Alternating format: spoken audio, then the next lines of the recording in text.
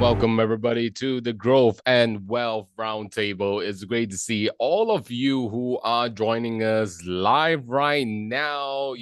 Just say hi in the chat if you are joining us live right now. Great to see all of you in our Zoom right now. And some of you who may be watching this on the stream. Hey, great to have you here together with us as well. But if you want to have the full experience, make sure you head on over to scalendo.com/TGWR to join us in this private session within our webinar itself and potentially get your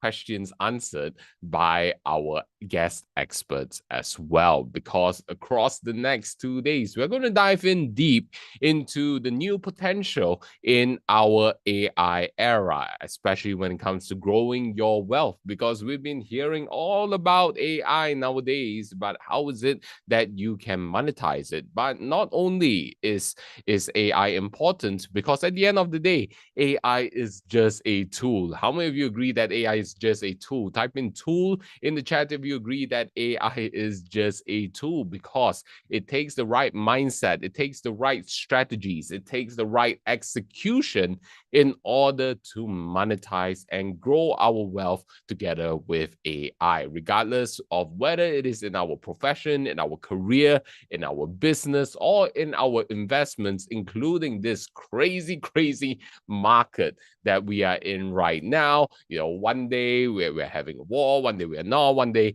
the straits is open, one day is not, right? And during these turbulent times, how do we smoothen out the journey of growing our wealth? Because our panel of experts will be able to cover the whole breadth and also depth of these key areas. Awesome. Great to see all of the engagements that are coming into the chat right now. So keep up the engagement throughout the next couple of days, because the more energy that you give to us and our panel of experts, the more we will be able to give back to all of you. So can we all agree to participate at 100%?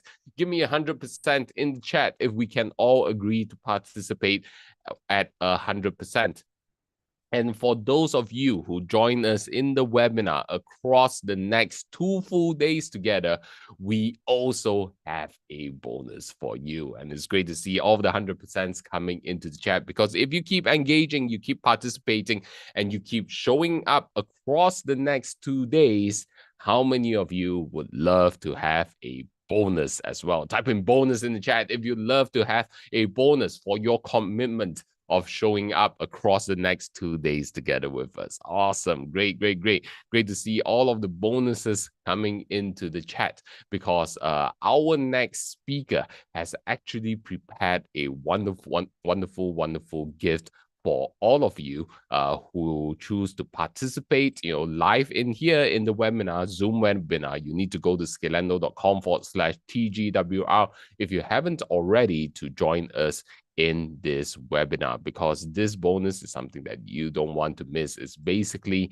a digital copy on how is it that you can win in this AI era. All right. And how many of you are excited for that? Type in me in the chat if you're excited for that, if you want to succeed in the AI era, because within Scalendo, we are not here to just teach, to educate. All right. But we are also here to make sure that you succeed along with us and to take action along the way. And for those of you, if you have missed out on the bonus, not to worry. Our team will definitely reach out to you and make sure that you get the bonuses in hand as well. All right. So thank you very much for all of your excitement, all of your participation throughout. Let's keep the participation going, because up next, to kick off this session, we have the founder of World Masterclass, who has trained thousands and thousands of entrepreneurs and professionals all around the world to help build up their business, generating over hundreds of millions of dollars in business revenue. And in the age of AI, he is sharing his secrets, his strategies on exactly how is it that you can leverage off AI to build your very own solo empire. And of course, our very first expert is Vince Tan. So without further ado, let's give a warm round of virtual applause to Vince Tan. Hey everybody, Vince here. And first of all, I just want to say thank you very much, to the organizers for bringing me and, giving me this opportunity to share this with you guys. All right. I'm really, really thankful for that. And I think you guys are going to have an amazing time. All right. Just a quick 1 minute background. All right. I was born a nerd and geek, started programming at the age of 7, started having internet access before most people do in my country by the age of 9. And I even crashed the Google search engine at the peak of my spamming career as well. Building over 25,000.com, 5 billion pages of rubbish on the internet. Not something I'm proud of. I wish I would have done more. All right. Went on to build a couple of amazing business as well. And in fact, the latest business that I built is World Masterclass, where we are probably one of the largest one in our region right now, serving over 1 million students. All right. But what I would love to share with you today is I think I am very excited about, because I think that fundamentally shift a lot of things that we do. Okay, so I want to tell you something that might gonna make some of you feel uncomfortable, where everything that you were taught about building wealth, all right, about hiring big teams, scaling operation, growing headcount, looking successful, most of that is a lie, or at least it was true until now. All right, because for the last 30 years the playbook has been pretty simple: work hard, climb the ladder, save money, maybe start a business, hiring people, managing people, dealing with the HR problems, office politics, payroll stress. That's how it's always been. Okay, the bigger the team, the more successful you look. I know people who run $10 million business with 50 employees who take home less than someone who's running a $2 million business alone. All right. They have big officers, they have staff, they have the headaches, sleepless night, wondering if they can even make the payroll. And sitting across from them is someone with a laptop, maybe with an AI subscription, 0 employees, and making more profit with more freedoms. So this is where, I came up with the term solo empire. All right. I believe solo empire is the way moving forward. It's a revolution. And especially, some of you, if you think that you're a bit too late into the game, this might even be the most important shift you will ever witness in your career. So just because you're above 40, it doesn't mean the game is over. In fact, in my personal opinion, if you're above 40, the game is just about to get started. And if you're below 40, my God, you are living the best time of your entire life. All right. So I'm going to share with you a couple of big ideas. All right. Big idea number 1, the 8-figure builders think differently. Here's what I've learned from building a company that is heading to IPO and studying people who are building real wealth. The 8-figure builders don't think about income. They think about leverage. There are 4 types of leverage in the business. Number 1, labor, other people working for you. Number 2, capital, money working for you. Number 3, media, content that's working for you while you sleep. And number 4, code, technology working for you 24/7. So for decades, labor and capital were the only realistic option. You needed employees or you need investors. All right. But now the media and the code are accessible to everyone with a phone and with an internet connection. Let me be blunt. If you are still trading time for money in 2026, you're playing a game that was designed before you were born. The wealthiest people I know have built systems that generate incomes whether they are working or not. They created it once and distribute forever. And here's the controversial part of it. All right. They often have smaller teams than people making, a fraction of their income, because they understand that headcount is not a status symbol. It is in fact a liability. So the question is, how many people work for me? The question is not how many people work for me. The question is, how much income can I generate per hour of my involvement? That's the first question you gotta ask yourself. All right. Now, big idea number 2, AI is the great equalizer, but only if you move now. All right. Let me tell you what's actually happening right now. Not just about Silicon Valley, and things like that. We are talking about maybe, even Asia Pacific, maybe even, around my country like Malaysia, Singapore, and all that. A 45-year-old former corporate executive launched an online education business last year.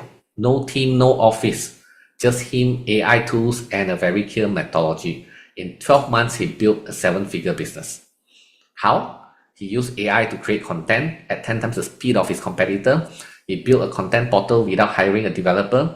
He automated this entire onboarding process and flow-up system and deliver personalized experience that actually feels premium.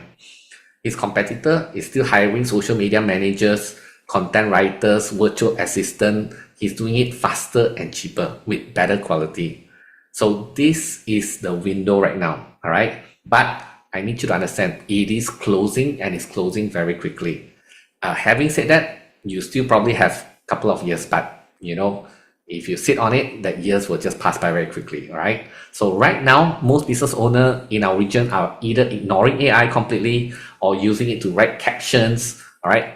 That's like using Ferrari to go to Barca, all right? The one who figure out how to integrate AI into their system, not just their task, will build empire that looks nothing like traditional business. But here's the catch, as I said again, 18 to 24 months, the gap is still there. Please leverage on it as soon as possible. All right. After that, everyone will caught up. The advantage will start to disappear. What's a superpower today become, a table stakes tomorrow. So the question is, will you be the one who move early, or are you the one that's trying to catch up? Big idea number 3, the structure that creates freedom. Most people think that freedom comes from making more money. All right. It doesn't. I mean, I met millionaires who are slaves to their business. They can't even take weeks off without everything falling apart. Their phone never stops. Their team can't function without them. That's not wealth. That's a prison with a nice furniture. All right. Real freedom comes from structure. And here's the structure that actually works, which I call it as a solo empire operating system. I mean, I don't have time today to go through in detail, but here's what it is. All right. Number 1, one core offer that command premium pricing, not 10 services. Not we do everything. One thing that you are best at price at, and what is actually worth. Most of you are undercharging by 3 to 5 times because you are scared, and it's not because the market won't pay you for it. All right. Number 2, a content engine that runs without you. You should be creating content once and have it work for you across multiple platforms for multiple months. If you're still posting manually, you're doing it wrong. If you haven't get started, it's even worse. All right, because in today's world, attention is number 1 most important thing. Third, system that deliver expertise. The things that your methodology, your framework, your process should be documented, systemized, and increased, delivered by AI and automation. You show up for the high value moments. System should handle everything else. Fourth, strategic finance that multiplies your income. This is where most professionals get it wrong, all right? They make money, but they don't know how to make that money work. Wealth isn't about income. It's about what your income becomes, all right? So when you have these 4 pieces in place, you can build, 6-figure, 7-figure income stream without a big team, without an office, without the stress. That most business owners accepted today as being normal, okay? No, you should not. Now, big idea number 4. Why this matters to you, especially, I always hear people saying that, AI is not their game. They are already semi-retired. They are already getting old and they are in their 40s. Okay. So now, whether you're 40s, 50s, 60s, okay. Some of you might be thinking that, this is for young people. I'm already established. It's too late. Let me tell you right now. All right. Especially those of you who feel that way, you have something. I mean, if those of you who are a little bit more senior, you must understand that you have something that most young hustlers don't have, which is expertise. Your last 20, 30 years did not go to waste. It has been designed to build for this moment, all right? So you spend 20, 30 years, build knowledge, skills, and network, and you have seen what works and what doesn't work. You have made mistakes, and you have learned the lesson. The problem is most of you never learn how to package that expertise into something that is scalable. You're still trading time for money. Just at a maybe higher rate than when you started. AI changes this equation completely. Your expertise plus AI plus the right structure equals to leverage that you never had access to before. Okay, the 25 years old, what they have, the younger ones, if you're listening, you have energy and time. All right. Whereas those of you who are more senior, you have wisdom and credibility. So add AI and system to your site and give you the unfair advantage. Or work with the younger people, collaborate together and make things work.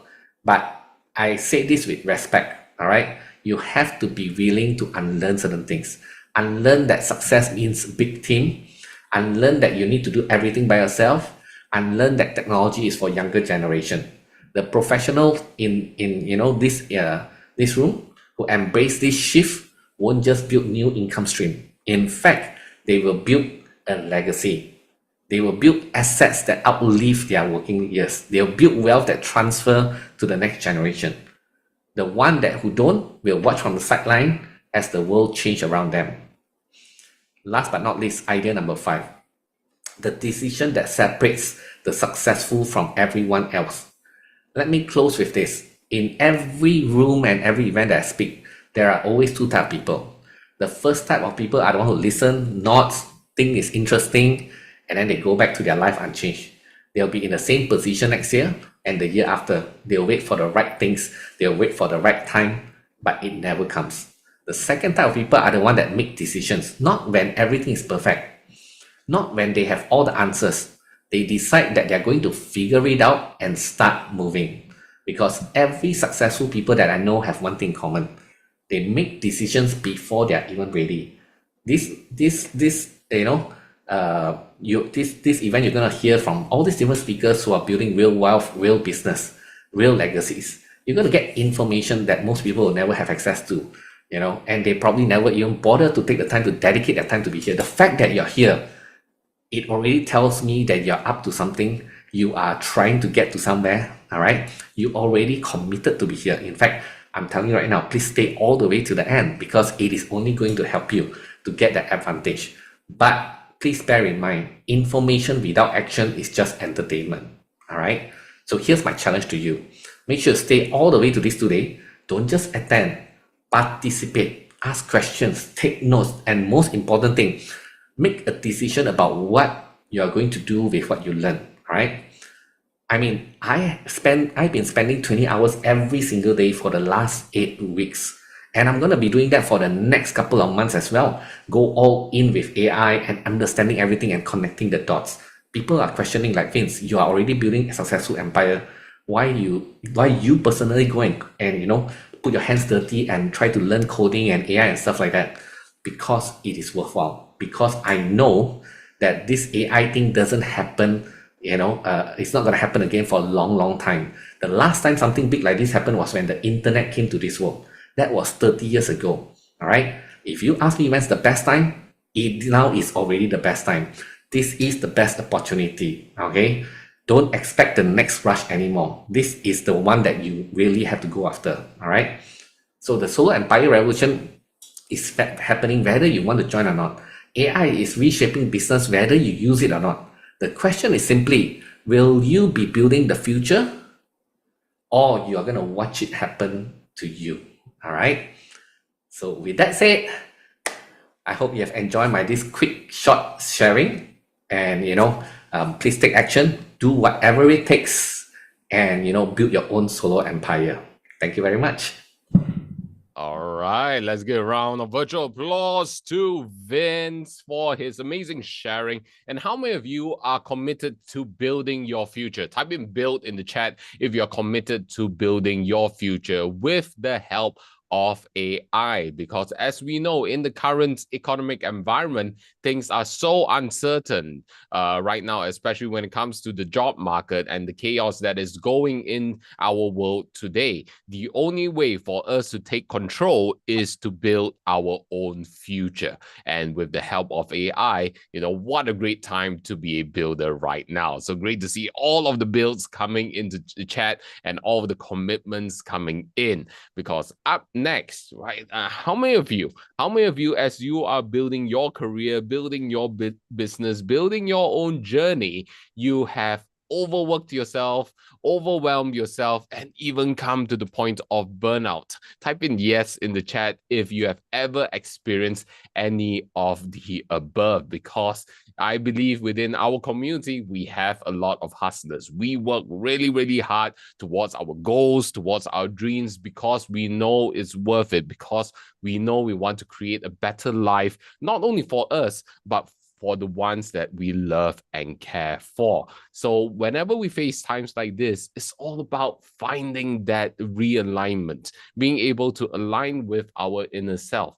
As much and as important as it is to hustle and work really, really hard and smart at the same time, we need to listen to ourselves and to align with ourselves as well, right? How many of you agree? Type in agree in the chat if you agree, because our next expert speaker is Dr. Rebecca Lee. She is an expert when it comes to pain management, but is also a very, very well-rounded, holistic practitioner when it comes to helping individuals just like yourself elevate themselves and to be aligned with their inner calling and in their inner being with very, very powerful techniques.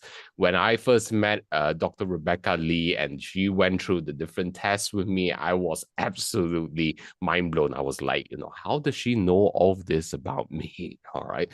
But it comes from decades and decades of experience. So without further ado, let's give a warm round of applause to Dr. Rebecca Lee. Thank you, Cheng Yi. Okay, can everyone see my slides? Yes, we can. If you could Okay, turn on the good. slide mode. Okay, good. Good evening, everyone. How's everyone doing? Have you taken your dinner yet?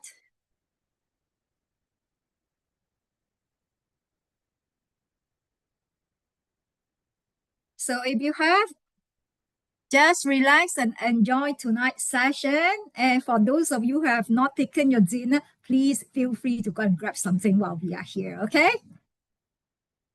Since I'm the first speaker tonight, I thought I would start off something very, very simple.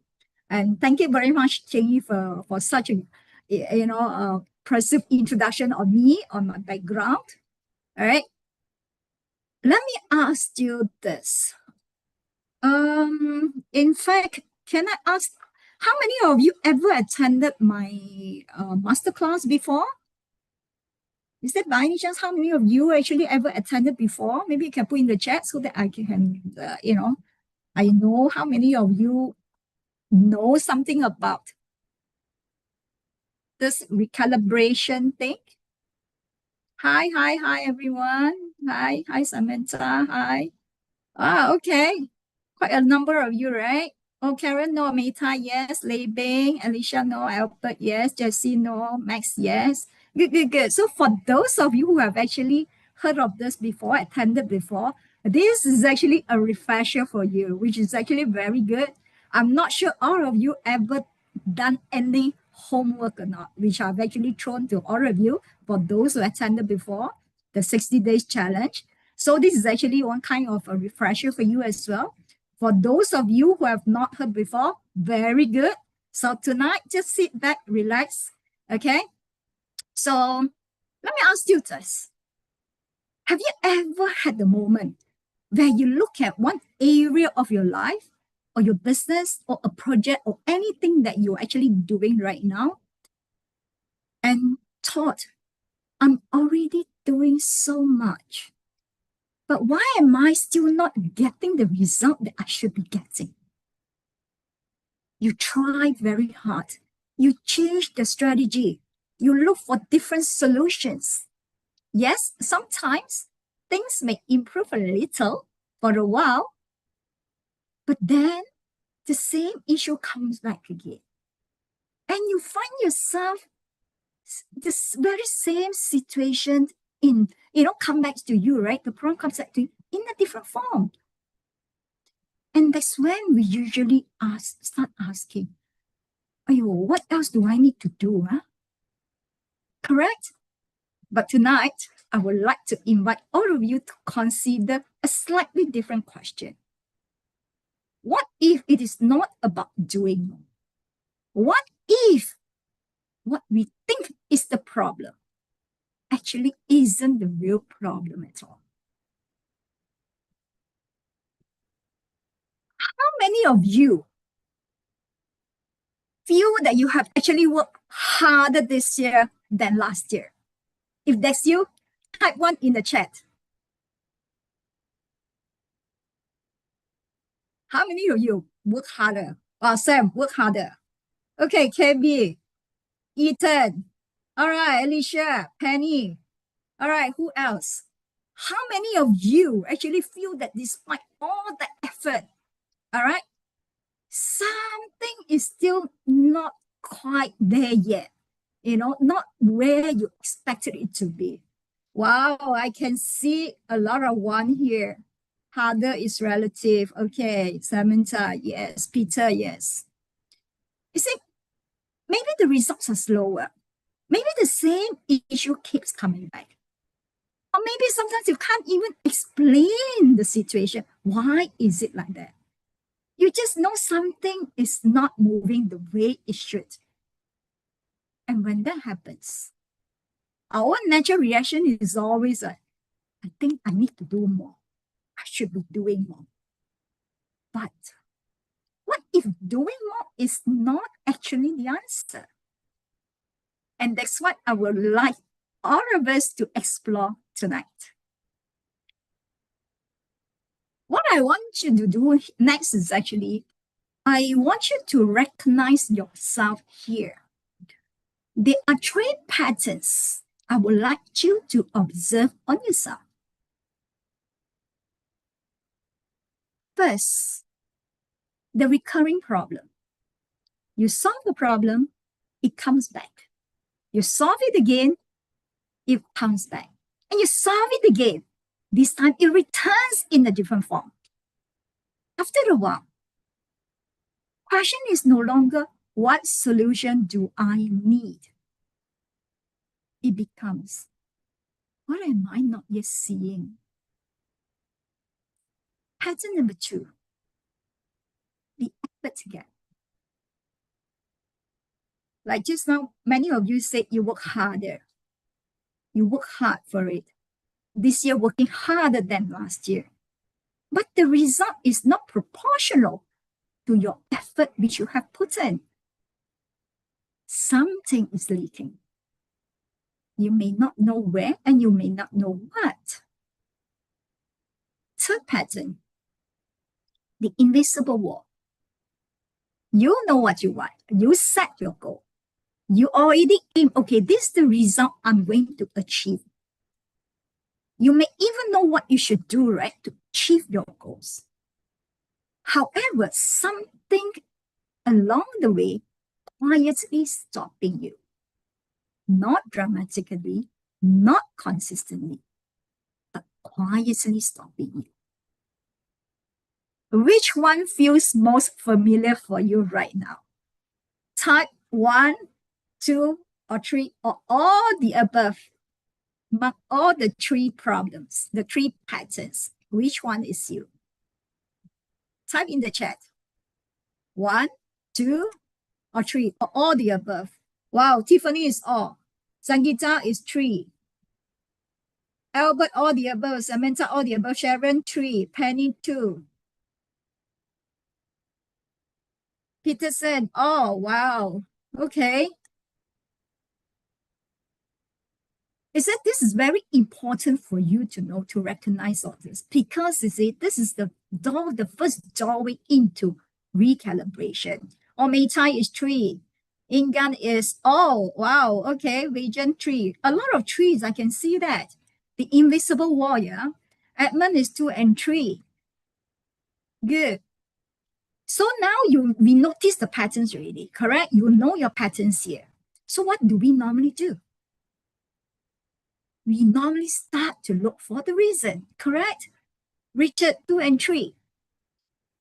Maybe I'm not putting enough effort. Maybe the strategies that apply all right, isn't working well. Maybe it's not the right strategy. Or perhaps I simply don't have enough knowledge, or my intelligence is not to that level yet. So what we do? We change the strategy, we work harder, we try to learn something new. But what if none of those is actually where the real problem begins? Because very often, when we are reacting to what we are reacting to, right, is only what we can see on the surface. What we can see on the surface. What you have been calling the problem may actually be a signal pointing to something deeper. And this is what I call the 1% leap. Major consequences rarely start with major mistakes. No. And nobody wakes up and makes a catastrophic decision. No. That's not how it happens. It normally goes like this. A signal appears. And it is small. So small that it is so easy for every one of us to dismiss it. We can miss it easily. Something like you feel a bit more tired than usual. Maybe a conversation felt slightly off. Or you said yes to something and your body tightened a little. Then the signal goes unread. Not hidden. It was never hidden. The signal was just right there. It just wasn't being read. Then what happened? Time passes. And the leak keeps leaking. 1%, 1%, quietly. Another percent.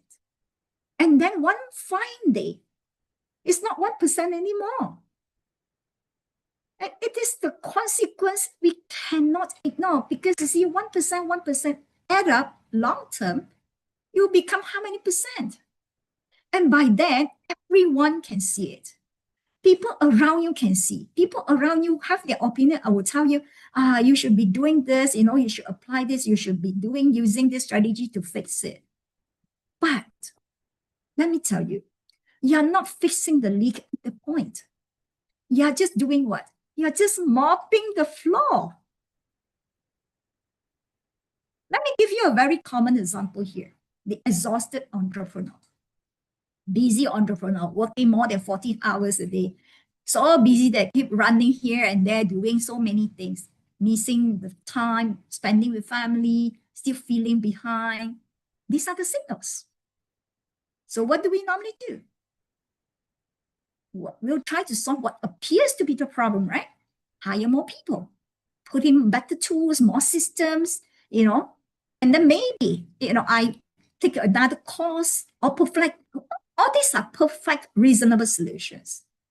But however, a few months later, you're still exhausted. You still don't have the time. You still feel overwhelmed. Just like Chingy earlier on said, how many of you feeling overwhelmed, right? And somehow, all this, the person is still carrying so much by yourself. Now that becomes very important, because you already changed everything, your strategy, your schedule, you hire more people, you add in more productivity tools. Why the problem is still there? The same pattern continues. Perhaps the schedule was never the real problem. This is where we need to stop asking, what else should I do? And should start asking, what is this pattern actually trying to tell me? The signal is telling you something deeper, it's pointing you to something deeper. So we have to investigate the signal until we understand what is really driving the pattern. Only then we can solve the right problem. Otherwise, we'll still be facing the same issue again and again. Now let me ask you another personal question. You don't have to answer this in the chat. When you face all these problems, what has this already cost you? Maybe opportunities or revenue that slipped away because you were focused on solving the wrong thing. Maybe months or even years dealing with the same issue without even really understanding what was driving it.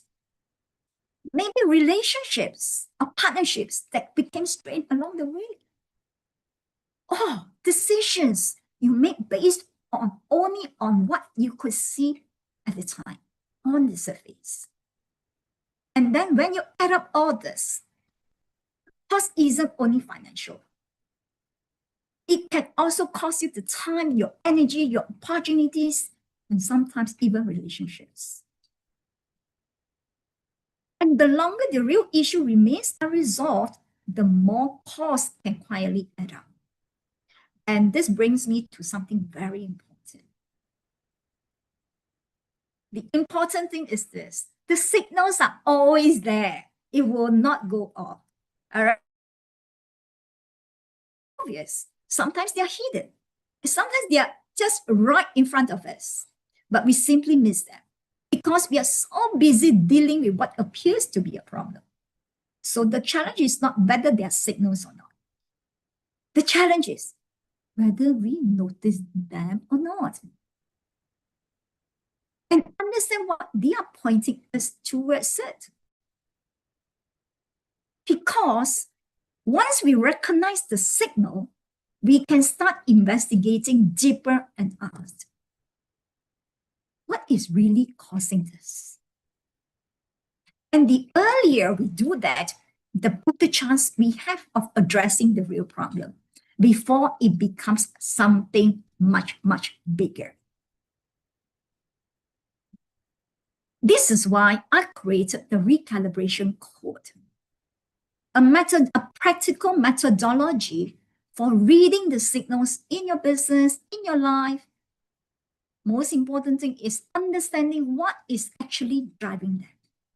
And then you can make the right decisions that line up with the outcome you actually want. How does it work? Very simple. Read the signal. Then you navigate with clarity. And eventually, you achieve better outcomes. That's it. And it's not theory. This is what I've been training all my practitioners across Malaysia, in other countries like Indonesia, Australia, Europe, Thailand. And also I've been applying this for the past 20 over years in my business, in my own life, and also in my clients. This is actually what I've been using it. It's a real life experience put into practice. And I simplify everything, simplify into a simple framework for everyone to be able to use it and able to apply in everything that you do in your daily life. So there are 5 stages in the recalibration process. It begins with awareness. First, become aware of the signal. Something is happening. Something keeps repeating. Something doesn't feel or look quite right. Instead of immediately reacting to it, we first notice it. Then comes clarity. This is where we investigate deeper.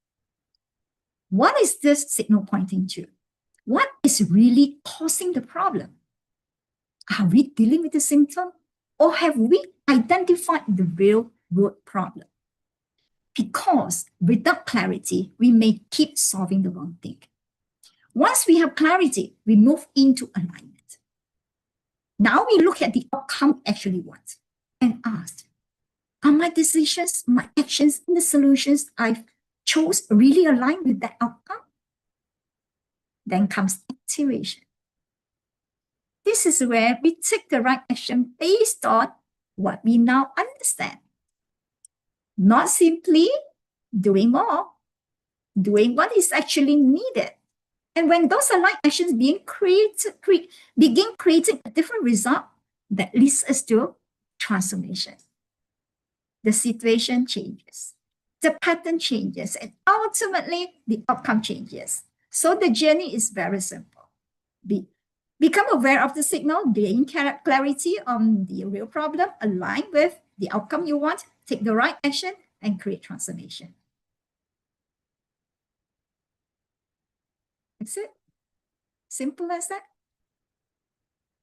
So just a quick one on myself, who is actually doing this 20 years in physical emotional pain management. All right, I have a master in medical gerontology and physiogeriatrics and DBA. And I've been a certified practitioner. I've been using this as part of my, for the past 20 over years, as I mentioned. So I built it because I missed my own signals for years as well. And I paid for it. And I can tell you more about all these stories in my coming October masterclass. So before I hand it back to Qingyi, I want to leave you with one final thought. Every meaningful goal has a timeline. And sometimes what delays us is not a lack of effort or strategy. You see, everything that we do is us. We are the one. We set the goal. We set the timeline. We aim for whatever outcome. We set it. It is simply that we have been working on the problem we can see without identifying what really needs attention first. That is really what the recalibration code is all about. We start with the signal, investigate what is driving it, identify the root problem, and then determine the right next action. The goal, the root cause, the right next action. Because when we keep solving the wrong problem, we don't just lose effort, we lose time. When we lose time, we cannot get it back. And we lose time towards the life and goals that matter to us. If something I shared tonight resonates with you, I would like to invite you to join me for the fully sponsored 2 days masterclass on October 21st and 22nd. And we'll take you much deeper, okay, into the whole framework, and you have opportunity to apply the process to a real situation of your own. If you have any specific questions and would like to speak with me before the October masterclass, you can actually scan the QR code and message me directly. Remember one thing, don't chase the symptoms, understand the signal, all right? Thank you very much, everyone. I'll hand it back to you. And thank you very much to Dr. Rebecca Lee. You can head on over to scalendo.com/Dr. Rebecca Lee to secure your fully sponsored 2 days masterclass together with her to really identify what are the signals that your body or your surroundings are telling you so that you can actually recalibrate, realign yourself towards your higher purpose and feel energized once again rather than feeling drained because you are leaking unknowingly. All right, so the links are in the chat. Head on over to scalendo.com/Dr. Rebecca Lee to secure your spot for the 2 days fully sponsored program by Dr. Rebecca. And up next, okay, I do see within the chat we have a question on how do you use AI or whatever tool to implement the ideas, and you're referring to the nitty-gritty, right? This is from Tian Ing Gan. And I believe with our next expert, potentially through his sharing, he may be able to cover or share just a bit on how he uses AI within his business intelligence systems. But if you stay on towards the end of this session, if so happen our expert is unable to cover it because of the limited time and topic on hand, I'll also be able to share with you some insights on how we leverage AI to drive our businesses forward. Because up next, I just had this meeting with this expert and wonderful, wonderful gentleman that I've had the great pleasure of working very closely with for the past couple of months. Recently, he just went viral with one of his businesses, the very first Swiss restaurant here in Malaysia, Chalet Swiss. Maybe some of you may have come across that video, but the viewers of those video may not know that not only is he the owner of the 30-year-old Swiss restaurant, he is also the man behind the mega projects when it comes to the railways, virtually all of the railways here in Malaysia. And Malaysia is so blessed to have had him contribute to the nation building. And let's hope that he gets his PR very, very soon in the next week or so, because that's when his interview will be, and he will be singing the Nagara Ku. All right. So, of course, up next, we have Peter Wiss, who will be sharing with you on how is it to tap into business intelligence in the age of AI, especially coming from his professional background as a project manager of the mega projects across Malaysia. So without further ado, let's give a warm round of virtual applause to Peter Wiss. It's a good one. I like it. So you expect me now to do karaoke here, or what do we do? Please let me know. Stick to your presentation. Don't worry. It's a good, maybe a good rehearsal, isn't it, to have some feedback? And yeah, indeed, looking forward to become Malaysian. So let's see how that goes. Yeah, thank you very much for this cool intro. But ultimately, also, I need to share my screen in the first place, obviously. Let's see if that works. And then my slides here. So by now, you should see a slide with the title Leading in the Intelligence Age. And I would like to take you guys on a journey into the future. Are you ready? Are you ready? And maybe I need to see the chat as well, huh? So let's see. No, cannot. Never mind. Okay. Now, today, what is actually happening, looking into organizations, as I must assume, not just everybody is how to say, a solopreneur or an individual who just want to leverage on AI only and get into business basically with the idea to just create a tool, as Vince explained before, because many of us are somehow from a corporate background or work still in an organization. And what I'm doing here is focusing on SMEs. So we talk about small to medium organizations. We in Malaysia, we also have micro business. They are from 1 to 5 people. And actually, that's the majority of the business. And it's not just Malaysia, it's actually all around the world. And that's why I believe I'm addressing here quite a group. And looking at the slide, what you have, when you look at the board, and it can be the owner itself, which is also in many cases then the managing director of a company. And, they spend money, but before they approve the next AI investment, I think they should ask themselves, are we actually digitizing today's organization?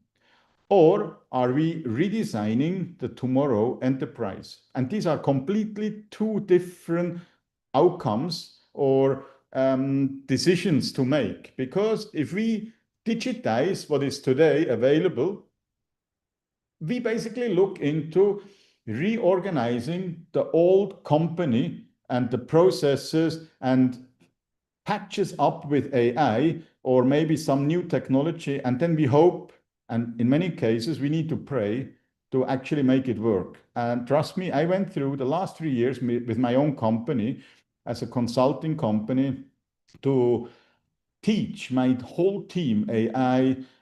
We went onto different platforms, and I had my big learning, what works and what doesn't work. I basically came to the conclusion I'm going for the full redesign of tomorrow's enterprise, because it is very tough in many cases to actually change an entire team into a complete new mindset. And it has nothing to do with the tools. And that's what we are going through today.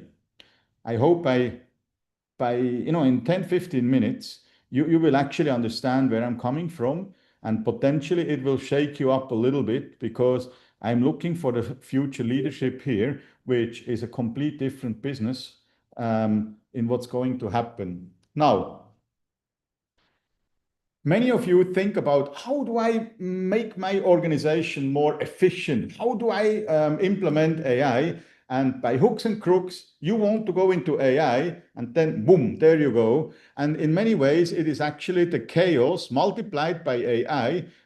Usually it's just actually increasing the chaos and multiplies it, because when your processes don't work, or if you have no processes at all, you just multiply whatever you have, and typically you just create a bigger disaster. What I would say, build actual intelligence. So then the formula which I came up with is AI multiplied AI. So the first AI would be the actual intelligence. This is what you as an individual, with all your life experience, all the knowledge you have, but as well the corporate, the company assets you bring to the table. If you multiply this in a structured way with AI, I can promise you, you can do wonders, and you literally create an, you multiply the business. Simply as that, simply like that. Now, the way we look at it, and maybe I partially answer now the question already, what actually does it mean with an intelligence organization? And it's not just the business. Actually, it starts on personal level. Everybody in the organization need to understand how AI works. And it is not that you just use ChatGPT, oh, I key in, what's the weather today? And then it will give you an answer. It's actually profoundly the realization, how do you use AI in your corporate environment, that you literally can use AI profoundly to, I would say, from a 5 days working week to bring it down to a 4 days work week, or even less. And then the question is, what do I do Friday? Koyankaki or what? Actually, it will not happen in a business or in a project, because usually there is much more work coming towards you. So usually you will not go home earlier. Actually, you will do more work. But that's what Dr. Rebecca just highlighted. These will be signals. Maybe you actually produce more, you create more and work more, but you need to be very careful. Are you really, really leveraging more? Is it what actually, compounding? Is it what you want? Now, that's the intelligence level on the personal knowledge and intelligence from an AI point of view. Then there is the operational intelligence in a company, where you look into the processes. How can you actually automate maybe certain processes? If you can't automate the full process, partially, where can you carve out a piece where instead manually you do it now with AI? Either you still copy paste in a way that at least you become more efficient, or you completely automate it, either with an agent or with a software piece on its own. And the strategic level, where the board, the bosses, we call it the C-suite, where they literally use AI for strategic simulations, which was not possible before. A few years ago, that was not possible, simply not. However, that implementation on the strategic level, the level 3 here, it is so profound, which has an impact to the entire organization. Now, from my personal experience in business, I work with some even big companies. I can just tell you what happens. The leadership themselves, they have no clue, no concept, and maybe don't even know what AI really is. They maybe ask a question, where the heck do I start? But they have not started. Everybody in the company, they use somehow AI. It doesn't matter if it's now ChatGPT, Claude, or the Chinese versions of any model. That's not the problem. The problem is actually anyone using AI without proper governance potentially creates a cybersecurity leak in the company already. And if there is no proper organization, it is actually multiplied chaos in an organization. I hope you see that whole structure if you look at it from a bigger picture point of view. Now, to just give you a little bit more or simplify that picture from before, it's literally the personal intelligence, which is your personal AI literacy. And guys, this has nothing to do about tools. I'm not talking about tools today at all, because the tool today will potentially be a different tool tomorrow. So from a personal point of view, what do we need to learn actually is resilience, and how do I manage change? When the computers came, I remember, before Windows 95 in the early 90s, yeah, you had Windows 3, 3.11, that was already like, wow, then Windows 95 came, this was like, wow. And Windows 98, 3 years later, we had time, 3 years, to get a little bit of a leverage. And then the real gurus those days, they use Windows NT, that was like, wow. Then Windows XP came, that was again, and XP stayed for many years. Ultimately, we had time in those days. And then the internet also came in. And since then, the world is changing very fast. But what I'm trying to tell you here, these levels, from a personal point of view, that you gain AI literacy and that you start thinking in systems, create a different level of productivity using AI smartly, and then build that into the operational intelligence, redesign the processes and optimize those in order to actually have a complete different roadmap on the top level on a company. It has never been seen before like this. The changes are so fast and so profound, guys. You can't believe what is happening. Now, I also put here in the blue, that I put it blue because usually that's supposed to be a blueprint of a company. It's the ESG integration.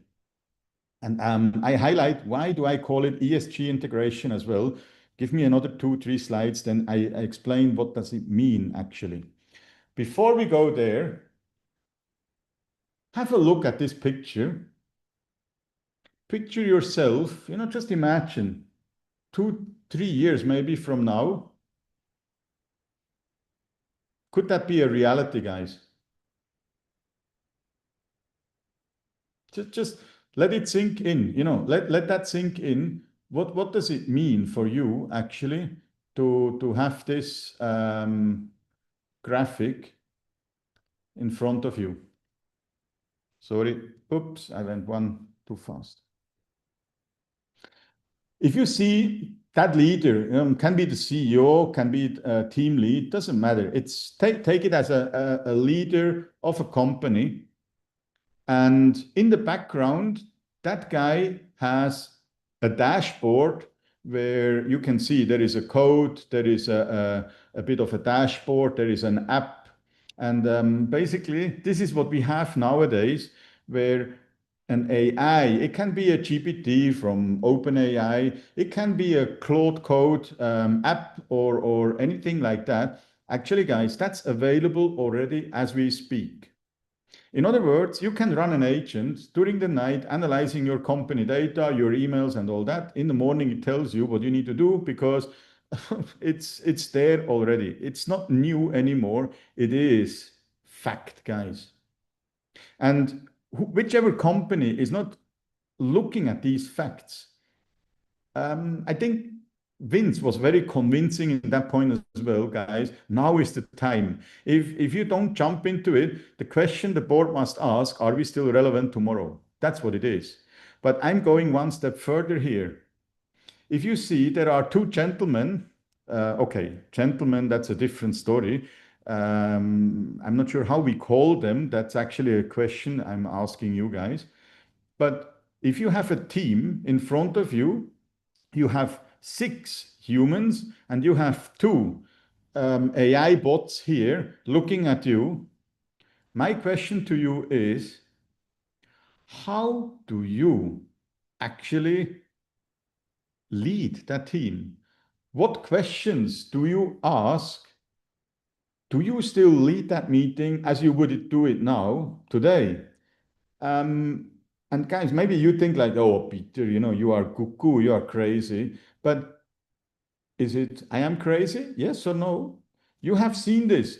These guys are at the exhibitions as we speak. The Chinese have exhibitions. These guys, they play Kung Fu. There was I saw one of this, well, America Got Talent. There was a Chinese guy having a group of these kind of robots dancing with him already in sync. Quite cool. So I believe it is not far away from the truth that in the near future, I'm not saying it's month, could be 1, 2, 3, 4 years. You have this scenario, and the question I'm asking you: are you ready from your leadership point of view? Is the company ready having such a scenario? Because the questions will be different. These guys, they will have analyzed the data overnight. They will come with options, solutions to the table. And actually the team need to ask completely different questions. And the skills that team need to have, including the leadership in front, you don't need to do a presentation anymore explaining stuff. You actually need to decide all the options you have, which has been analyzed already. Is it the right move? Can we make this decision now? What kind of decision do we need to do? And in view of humans versus the robots, or maybe versus is a bit a strong word, but which governance do we have? Is it socially correct if we make these kind of decisions? We need to have ethical points. And basically, the decision making is completely different. So my point here is actually the more the technology becomes intelligent, the more important the leadership becomes. So, looking at the type of leadership, it is not the same anymore. And for those who now ask, yeah, what the heck is ESG? So I'm not looking at companies just transforming with AI. I'm also including ESG because to me, it's a combination of everything. For those ESG here, it's at the bottom. It means environmental, social, and governance. Now, it becomes potentially mandatory in 2030 by most of the governments around the world. And actually, it's not new. Those companies listed at Bursa Malaysia, or especially European companies, they already follow these kind of ESG rules and regulations. So they can't escape that. And those companies who are big burners for carbon, and they create a huge carbon footprint, they pay already carbon tax. And it becomes, I believe, it will become a future business actually, that we trade carbon tax certificates and so on and so forth.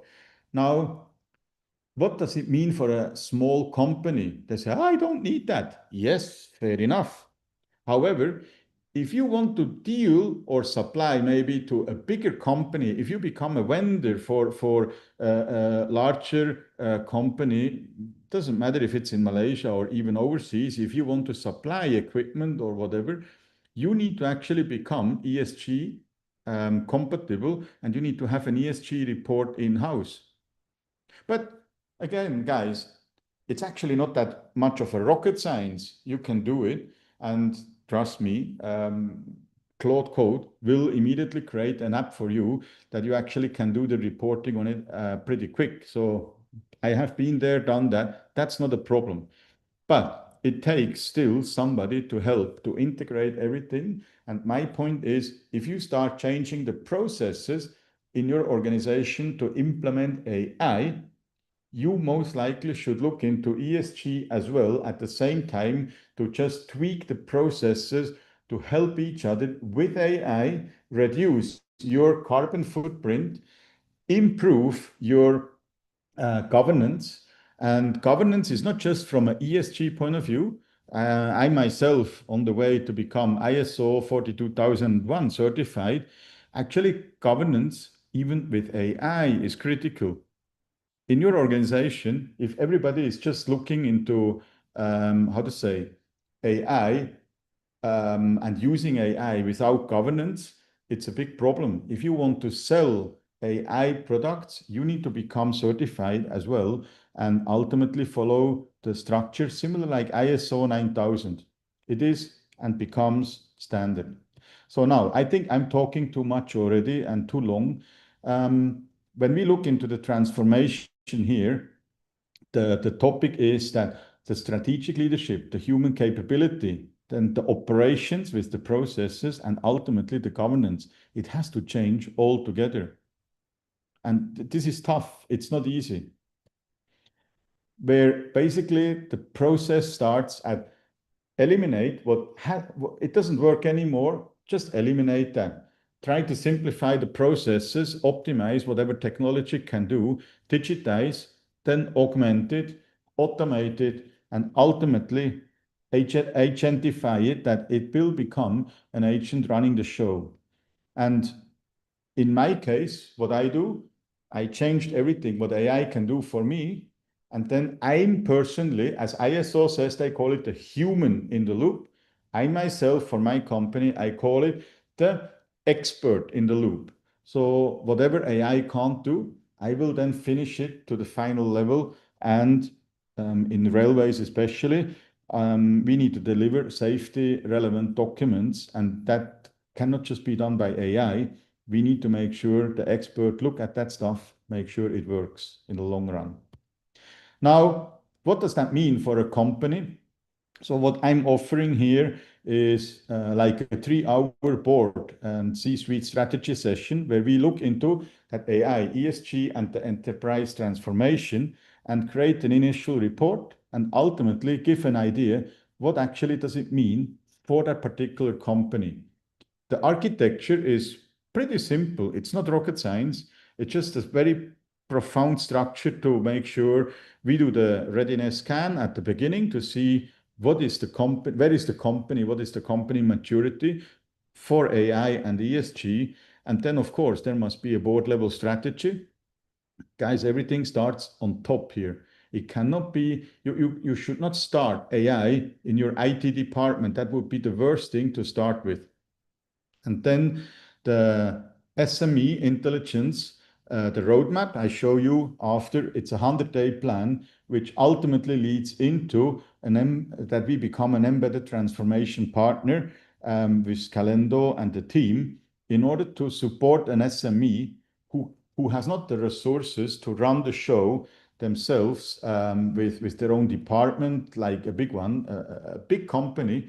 Usually they have the McKinsey's, the Ernst and Young's, they do this for them. However, an SME, they need a very efficient structure because they don't have time and money. So we pack it into a 100-day plan to basically plot that AI integration, the AI literacy for the team, but also the upgrade of the leadership that you actually can deal with the robot at the table in the future, and you will be ready as a company. But as you also figure out, AI is changing so fast. Every week there is a new model coming or an upgrade or a new tool. How can you cope with that? It's impossible. As a company, you need to focus on your core strength, on the business you deliver. Hence, the AI part becomes a supporting tool, and you need someone who can actually help you in the future as well to literally like a subscription to help your company to run the show with upgraded AI tools, and eventually to also upskill the people with micro learning sessions whenever it is necessary, whatever it takes, but not more. That's what it is. So here we are. In other words, the question is, it's not about how much AI your business will use. It's actually the question, what kind of organization are you building for the next, for the future of work, for the intelligence age we are coming in here, because I believe what is happening as we speak, now is the moment to go into it, to literally change what's possible to be ready for that kind of future which is coming.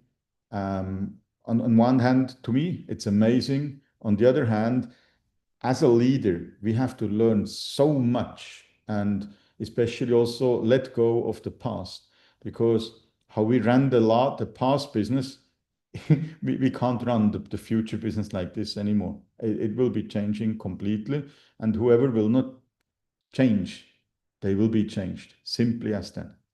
Yep, that's where we are. I believe also we have I believe we also have a masterclass soon on that, which I need to produce first, and we will obviously announce that when it's ready, and then you can participate as well to get this idea what's really changing for the business. All right, let's give a round of applause to Peter for this amazing sharing. And if you are interested in learning more about Peter's masterclass, then head on over to scalendo.com/PeterWiz, where the link is in the chat right now. And, once again, you can get all of these links when you are joining us live in this webinar right now, right? So if you happen to be on YouTube or any of our other live streaming platform, come and join in the fun and, ask your questions along the way within this webinar to our panel of experts. Once again, thanks to Peter, he is sponsoring his masterclass. The link is in the chat for your business intelligence in the age of AI. All right. And up next, great to see all the thanks coming in, by the way. Up next, we do have a very powerful topic where we will be diving into your finances when it comes to AI. Give me a $sign if you like the sound of money, and see how is it that you can start working with AI to bring that ka-ching, or work your ka-ching for you. All right, because up next we have an expert that is really deep into x-raying your profits and being able to leverage off AI to help you do so as well. His name is Albert Chong, joining us right now. Let's give a round of applause to Albert. Thanks, Jin-Yu, for the introduction. I'm a chartered management accountant, but today I'm not going too deep about exploring all the jargons. I would explain it in a way that a 10-year-old kids will be able to understand. Okay, so the most important thing is how we see our money. That means in the business. So let me explore it in a way that using an analogy or example of a nasi lemak stall, which is very authenticate food in Malaysia. Let me share the slide. Okay.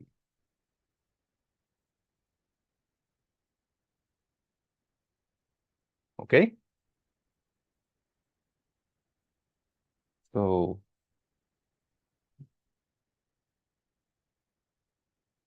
okay with the slide? Okay, thank you for the feedback. So today I'm going to share the 6 money ideas that nobody taught you.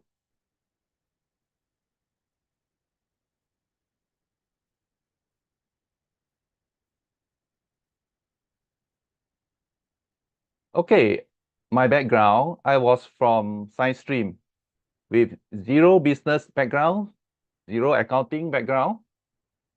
I know how to balance a chemical equation, but I got lost in debits or credits. So while I was having my college time, doing my LCCI higher, I was lost. All the debits credits make no sense to me, and I'm the slowest one in the classroom. So in order not to give up, it take me 1 semester break. I chew up the whole textbook, the famous Frank Wood's Business Accounting Volume 1, from front cover to back cover. That's what it cost me to finally see it. If not, today, I will not be what I am today. So today I'm giving you the 6 ideas that actually matter in a short of, say, 12 minutes. And I'm going to do it with a nasi lemak stall.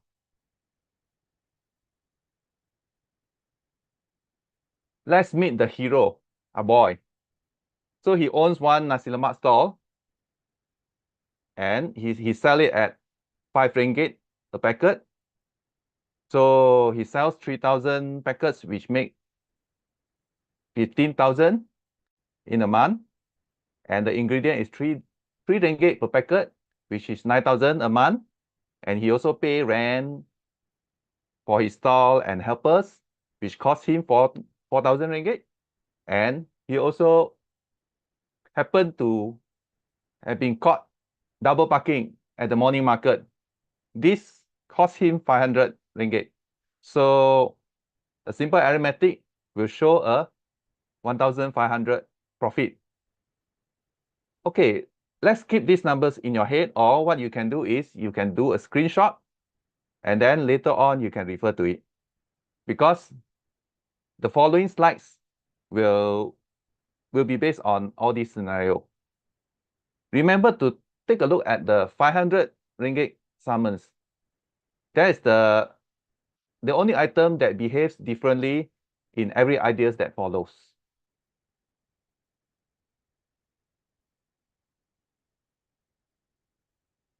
Let's give this scenario.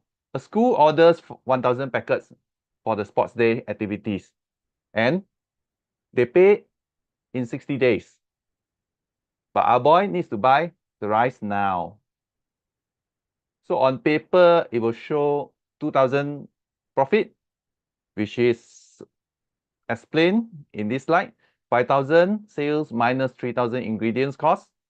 But in the bank, it shows that the bank balance has dropped 3,000.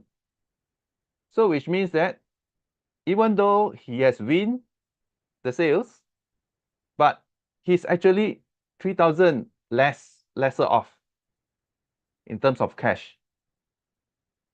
So if you look at it at this snapshot, he's actually 3,000 lesser in terms of cash. So in conclusion, profit is what we measure on the scoreboard as usual, but the cash is actually sort of like the petrol in the tank. And you can be winning the game, but stop moving, or even sometimes got stagnant. Next slide. Okay, this is very interesting. I think a lot of people has a different concept about it. So let's give a poll. On the scenario, the cost is 3 ringgit. Then I add 30%. Then I sell at 3 ringgit 90 cent. So what is my profit margin in terms of percentage? Let's count and type in the chat.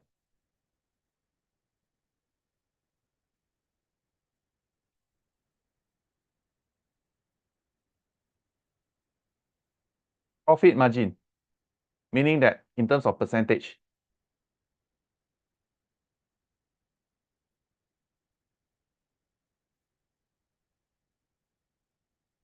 Okay, I can see differing answer. Some more answer?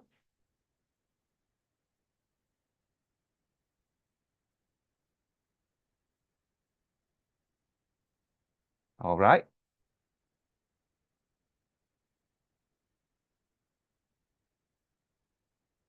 Okay, I can see we have some 30%, some 23%. Wow, 23.08%, so precise. Good. Okay, let's show it. So it is not 30%, it's 23%. So the calculation is shown here. That means you have 90 cents profit divided by your selling price, which is 23%. So the same coin, different starting point. If you say markup is 30%, it's equivalent to 23%. If you say that your markup is 50%, you're actually gaining 33% in terms of margin. Then if you say your markup, that means you mark up double, 100%. But in actual fact, the margin is only 50%. This is some misconception that a lot of people do. Even seasoned entrepreneurs sometimes also will take the wrong figure. So to truly earn a 30% margin on a 3 ringgit cost, a boy must sell at 4 ringgit and 29 cents, not 3.90. Conclusion is, markup is what you add, and margin is what you keep. Okay, right now, there are 3 people asking the same question. How much did you make to our boy? So, first one is the banker. We call it a banker. Okay, so our boy will tell him that he's making 1,500, this version. Then he has his own version. He, as a owner, he is also paying himself to do his job. So he got to pay himself, right?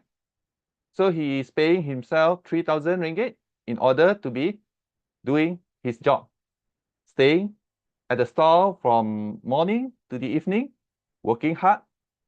So rightfully, it should be counted as a cost. For management accounting, it will be counted. Then the taxman come. Hey, how much do you make? I made 1,500. No. Your 500 summon, you need to add it back because summon will never be allowed. And the taxman will always add it back. So you make more profit. And then what happened next? You pay more tax. Only one of these figure will help you run your business. And it is the one in the middle, management accounting. Nobody's asked you to prepare and nobody's prepared for you. So this is the most important chunk of information which you need, but you are not mandatory to prepare, whether by law or by text. But you need to do it yourself. So in this scenario, within the same month, within the same store, within the same sales amount, you get different figure. And you even run to a loss, which is contrary to your belief. Now, in this scenario, there are 2. One is a boy cooks 3,000 packet and sells 3,000.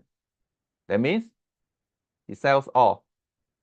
The other scenario is he cooked additional 1,000 packet, which is 4,000, and then he sells only 3,000. Now you see, the wonder thing is, in the first scenario, he's actually making 1,500 profit. But the second scenario, even though selling only 3,000 packets, he make 2,500. Now, you can see that the rent charged to sales, the rental and all the direct costs charged to sales for the first scenario is 4,000 because you pay rent, right? Then you cook this much and you sell, your sales is 3,000, then what you cook and what you sell is the same. So 4,000 is charged out. But whereas in the second scenario, the rent charge to sales is only 3,000 because you have another 1,000 not sold yet, you keep in the fridge. So it will be brought forward to the next month. So now you see he sold exactly the same number of packets. He just cooked more. And what's the effect? The profit up by 1,000. But the cash is actually down by 3,000. You have frozen your cash inside your fridge. You have not yet, things that not yet sold, it will never turn into the cost for you. So this more or less the same disease like the first idea that I shared just now. Why accounting is so confusing? Because it is not maths. Because in maths, 1 + 1 = 2, it will always be the same. And in accounting, there's a lot of difference in treatment of transaction. So for example, when is sale a sale? When he cooks it, or when the school collects it, or when the money arrives. So in some of the industry, they have different treatment. So the variation in the treatment causes the standard needs to be implemented so that the financial statements can be compared in between different company or even in a different countries. So in order for that, accounting body starts implement all the accounting standards, which is rather confusing. And big companies have one standard and small company have different standard. In Malaysia, we have MASP, we have another standard for small companies. So it makes things very complicated. So I'm not here to complicate all. I'm just want to get the relevant figure which matters you most. Instead of for submission to tax, for submission to the bank or the auditors or whatever. So in conclusion, standards make your account uncomparable. They don't make them useful. They are only written for others to see, not for you. For almost 200 years, where people start recording and all the transaction and account for it. So management accounting has always needed a separate finance team. So that makes it difficult and a luxury for small business because they don't have the facility. So normally people will just have one accounting team to do it. And those are mandatory. Like for example, you have one financial accounting team which doing financial accounting, but nobody touch the management accounting, which matters most in terms of your business.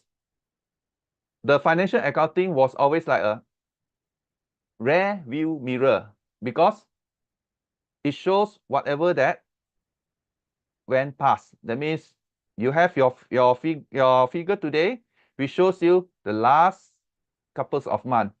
So it becomes like you can't react or you can't respond on anything. So management accounting will have these questions that you probably need to answer. For example, which of my products actually makes money after everything? Which one exactly? And the second one is how many days between paying my supplier and getting paid? So that differential will show how you can make use of your cash efficiently. And the third one is profitability. How much I sell each month before I can earn my first cent of profit. Now, you can make use of the AI to help you. But the most important thing is you need to know what is the question to ask. Just like just now, Peter has also shared on the what we call that the AI. If you ask the wrong question, you become disastrous because it will lead you even far from what you need to be. Okay, so and the questions comes from management accounting, which people always neglect. It took me one semester break, and you got these 6 ideas in around 12 minutes. So due to time constraint, I cannot elaborate further, but I will share with you in my 2 free masterclass. So I encourage all to attend, and here is the link, and you can scan the QR code. Can someone scan the QR code and tell me whether it works?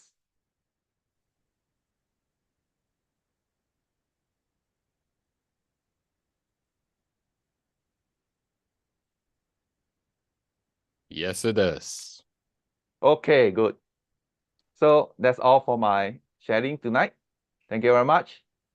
All right, awesome. Let's give a round of applause to Albert for the amazing share. We dug into our boys' Nasi Lemak store numbers, but let's make it real for all of you. So head on over to scalendo.com/Albert to join him for his 2-day profit X-ray masterclass, right? How many of you will be joining for that session? Give me an X in the chat if you're joining into that X-ray, profit X-ray masterclass. Awesome. Great to see all the X's coming in because, hey, you know, when it comes to making money, we got to know our numbers, all right? And when it comes to numbers, a lot of numbers are flying around in the marketplace right now. And when I say the marketplace, I mean when it comes to the international stock markets. And we know that there is a lot of money flowing in and out of the markets. But the question is, in this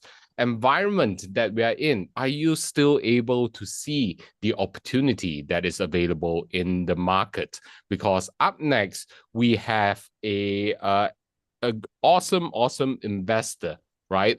Who has trained and taught investors around the region to invest in the stock markets, and his strategies has been proven to sustain and succeed even in the most challenging of environments right now. And in this very quick session, before he shares his longer session tomorrow, he will be sharing with you the opportunity in the market right now. And our next speaker, his name is, of course, Terence Tan.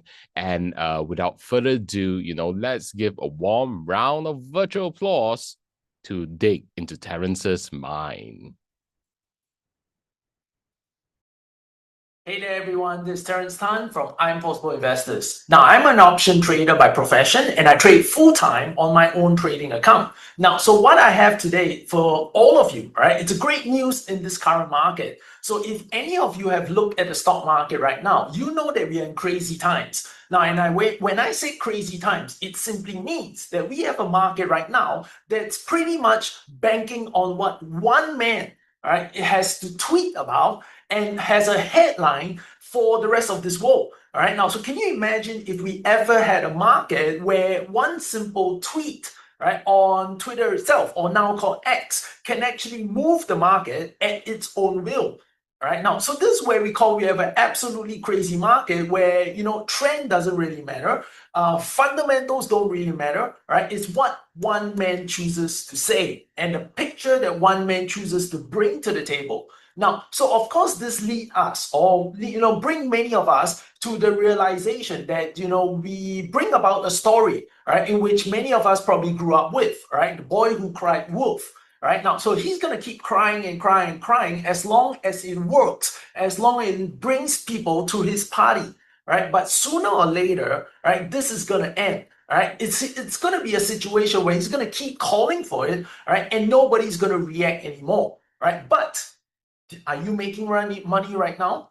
And that is the biggest question, isn't it? Right? Because if we are trading in the market, right, we would like to clearly have an edge no matter what kind of market conditions we are looking at or we are facing right now. Because markets can change, but do we have the strategy that actually helps us adapt to the ever-changing market so that we can always create a consistent outcome from how we trade and how we choose to make money in this market?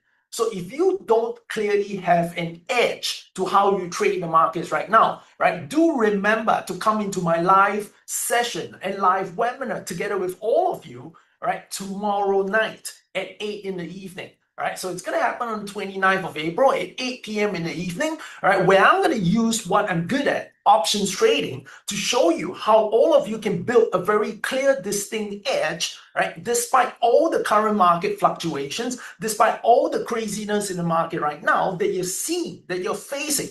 Right, and if all of you are not sure what I'm talking about, right, let me quickly flash onto the screen, right, exactly what, right, I would love for all of you to see.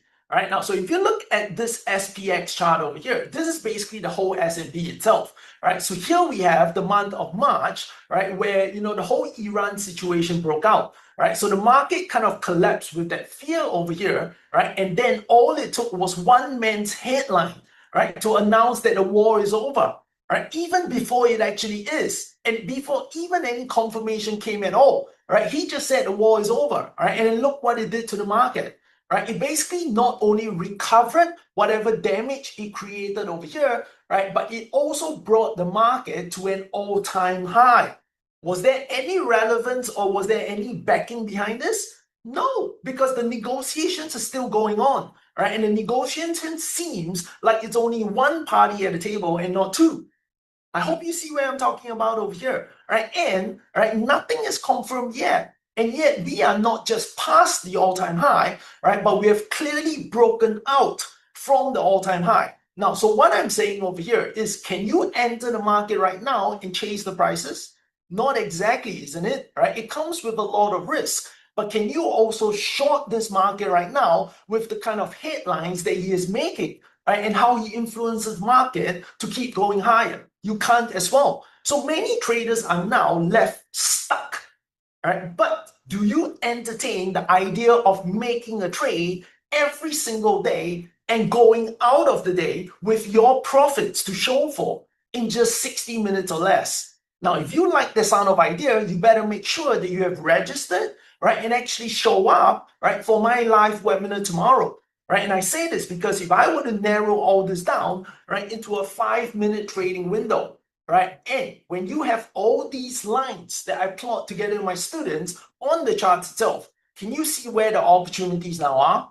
Right? When you have a day where prices of the SPY actually trade to the roof of this line that we have over here, right? Can we actually take short-sided trades with options, right? And actually make some profits from it? Yes, we can. And we actually did this on Friday itself. Right, we actually did 2 short-sided trades over here where we sold options, right, for 40 cents and actually closed it, right, for half the profitability. All right, so we sold it for 40 cents and we closed the trade for 20 cents very quickly after that in like what, 20 minutes window, right, and actually made, right, about a 4% return from that trade itself. Right, and not just that, we went back again and sold another option for 42 cents, right, and we closed the trade later on in about what, 17 minutes? We got in, opened the trade at 210, closed the trade, right, at 217, right, for yet again, right, about another 4% profits again, right, within the 80 minutes window. Right, so would you love to be able to have the edge to create and spot all these opportunities happening, right, day after day after day, right, to bring more profitability to how you trade and also your trading capital itself? Now, so if all this sounds really, really intriguing to you, right, and it brings about some kind of excitement, right, to how you can make money in the markets together with us, right, do remember, right, not only to register for the session, right, where I'm going to share all the details with all of you, yeah, okay, about how all this strategy works, right, but also, right, to show you how you can actually go into the markets live together with me and let's trade this together and let's make this happen for real in your own trading account. Now, so I hope this brings about, right, the excitement level to you, and I will see you in our live webinar together at 8 p.m. tomorrow. This is Terrence Tan from I'm Possible Investors, right? Signing off as a full-time trader to you right now. And come tomorrow, right? I can actually be your trading mentor, guiding you to create the same kind of profitability that I've made for myself for many, many years right now. So I'll see you tomorrow night in the live webinar. Bye, everybody. See you really soon. All right. And how many of you are excited for tomorrow's session together with Terence? Type in excited in the chat if you are excited, because he will be joining us live. So make sure that you join us on time. It is the same link that we are using. We start at 7 o'clock, and also Terence will be sharing with us starting from 8 onwards. But join us nice and early on time at 7 so that you learn from our other speakers as well. Awesome. Great to see all of the excitement that are coming into the chat. And, feel free to share the link, scalendo.com/TGWR, to invite your friends, family, your business acquaintances to join us for tomorrow's session if they so happen have missed out on today's session. And continuing on the topic of money, not only is making money important, but keeping money is important as well. And who do we hate paying money to, right? Where we are forced to pay them money. Type it into the chat, right? Every single one of us, we make money, and then who do we need to pay that money to before we even pay ourselves? Yes, Richard, Benny, it is the tax man. All right. So how do we deal with the boogeyman that is the tax man? And that's why we need a giant tax man slayer, or rather manager, when it comes to dealing with this boogeyman. It is, of course, Lei Bing, who is actually a director in 4 public listed companies, helping with the tax and auditing in those companies here in Malaysia. So she brings together decades of experience when it comes to managing tax. And no, we are not here to teach you how to evade tax or to skip tax all around, but how to be a responsible citizen where we pay the taxes that we are meant to pay, but not a penny more. So if you're ready to optimize your tax, type in yes in the chat if you're ready to optimize your tax. Because up next, we have Lei Bing, who will be sharing with you some of the strategies and thinking you need to start having when it comes to dealing tax. Ladies and gentlemen, let's give a warm round of virtual applause to Lei Bing.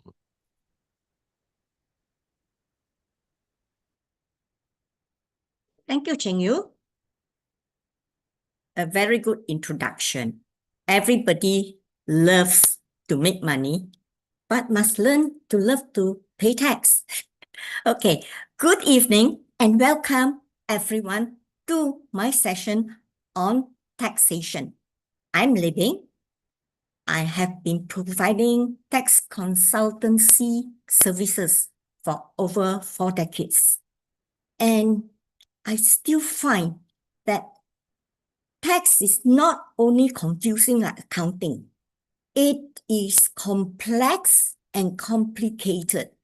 And that's where if we learn the little things about tax, it will definitely make us able to manage our cash flow, make us keep more money in our pocket. And I'll be sharing with you 3 important topics in tax. Okay, let me get my screen up. Give me a minute.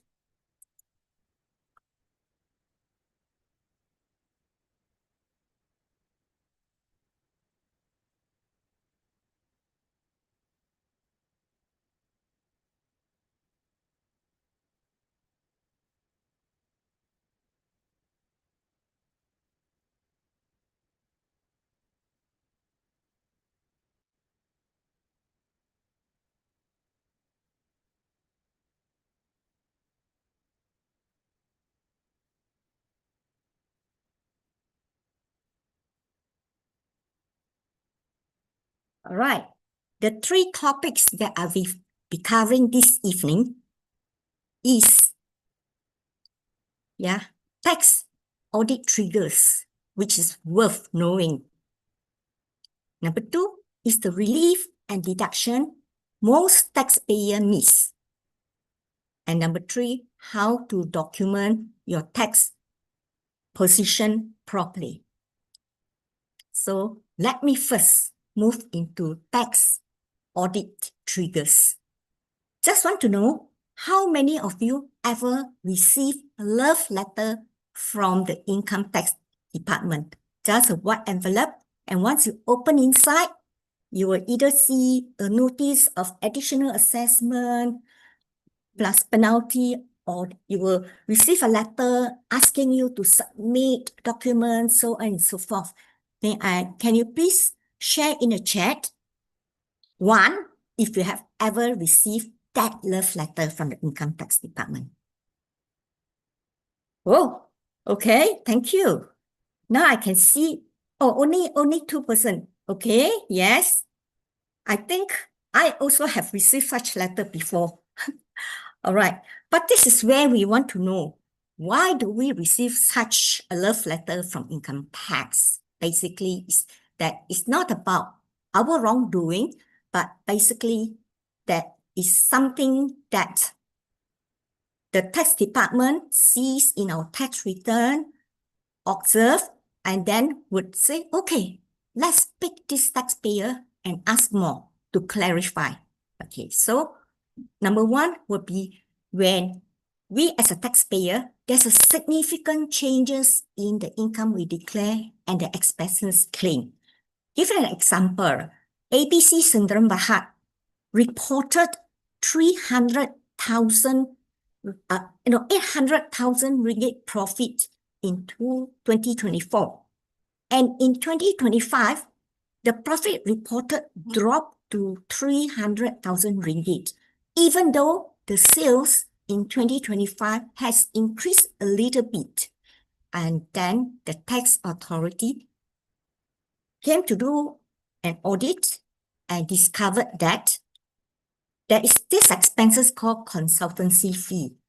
Hidden in the consultancy fee are all the other expenses. Many of them are not supported by documents.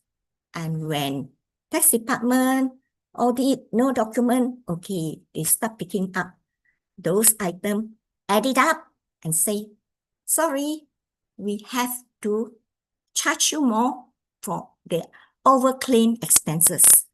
So these are triggers which once we know, then we will ask ourselves, especially in terms of our own business. And if we actually have large fluctuation, it's still acceptable provided it is supported, yeah, and also documented.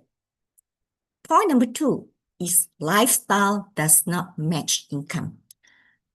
Yeah, I'm going to state this example for in an extreme way so that you can see the significance of us managing our tax. So this is Alan. He reported his income in his tax return for 2025, 60,000 ringgit. And in that same year, he bought a property cost 1.5 million ringgit. And he also buy a luxury car for 300,000 ringgit. And what he did, whenever he travel overseas, he fly first class. So if this would always trigger tax authority to seek clarification, where does your money come from? Yeah. So if this is the real case scenario, and that's the possible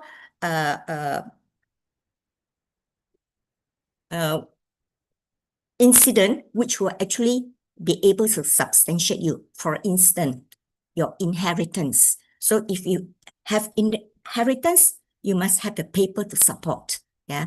Second one would be investment gains. Like if you attend parents' class tomorrow, you may have made investment gain just over a week. Yeah. So if you have also with this investment gain, you always must keep the paper, right? And next, you could have family support. They just give you money, they have lots of money, right? But this is a little bit tricky. So if you have actually received family support, then you have to have some form of documentation or proof that the money is banked into your accounts and from who. Yeah. And also you could arise from sales of assets. And if that's the case, sales of assets is relatively easy. You have an agreement, S&P, and so on. So the lesson here is that if you do have all these gains, which may not be taxable or taxable, please make sure you have the documents to support, because the tax authorities are sure coming after you. Next is the excessive claims make. This one is, I can relate to a case that I have handled. This is a consultant. What he did is his annual, he's actually a director of the company as well. And his annual income is 150,000. But every month, he make a claim of 10,000 for business entertainment claim. Yeah. So when this is done, the tax authority would say, wow, this company has made so much claim on business entertainment. So when he was audited and looking at all the supporting documents, the tax authority found that most of the expenses relates to family dinner, personal parties, non-business purpose gatherings. So basically, if these are personal expenses, definitely is not allowed deduction. So if any of the claims made is for business purpose, just make sure that you not only have the supporting document, you must have further approval from the board, for making the entertainment, and also board resolution and so on. So that's for cash intensive business. This is where income tax always open the eyes and watching, scrutinize, So I would quote an example like there's a coffee shop only reporting 200,000 income. But when the tax people walk past the shop, they notice that the customer traffic is heavy. Every day, there's so many people, going to the shop. Yeah. At the same time, the bills that he purchased, all his goods, is actually the income is not sufficient to justify the purchases. So when this happens, the tax authority would then look at his purchase, his inventory, compare his inventory purchase, look at his utility bills, perhaps also look at the number of workers he has. Yeah. And from there, the tax authority can just do estimation based on the number of customers and then send him a big fat bill. Yeah. So for now, we know this is one of the trigger. And if you are in the cash intensive business, please make sure that proper records of daily earnings and there's daily reconciliation of cash as well as monthly reconciliation to your bank statement. This one is consistent business losses. It's only a minority of it. Their company will consistently, for year after year, they make losses. And here we also have one client who is a restaurant owner, and he continued to make losses for 5 years. And what happened is he find that he needs to have another outlet because that outlet, maybe the location is no good. So he decided to invest in another outlet. But at the same time, because he wanted to invest in that outlet, so he applied for a bank loan and also some shareholder fundings and some family contribution. and he has that money, he not only after he spent the money on the outlet, he then bought a car, which is also an expensive car, and he renovated his residence, his own house. So what happened? This tax authority will be sure send him a letter to clarify and to say, why are you making losses for so many years? Where do you get your fund? And so and so forth. Yeah. So this is also a trigger, but this only is a minority of it. For information mismatches, wow, I think many salaried employee may face this issue because in our tax system, every year end, the employer would have to submit the payroll information to the tax authority. And this information now with digital, it flow through to the tax return of every individual. Okay, so when as a salaried employee, when I submit my tax return online, I would straight away see a figure in my employment income. And this figure is the figure that is provided by the company, the payroll system. Yeah. So as I mentioned before in my last masterclass, that there are certain things that we can deduct against our employment income. Number one is if we are accountant, lawyer, architect, we need to pay professional subscription. Therefore, this can be deducted from your employment income. And secondly, if the person is a salesman and is given traveling allowance as well as entertainment allowance, the salesman can claim the petrol and toll incurred in his as an salesman, as well as the entertainment.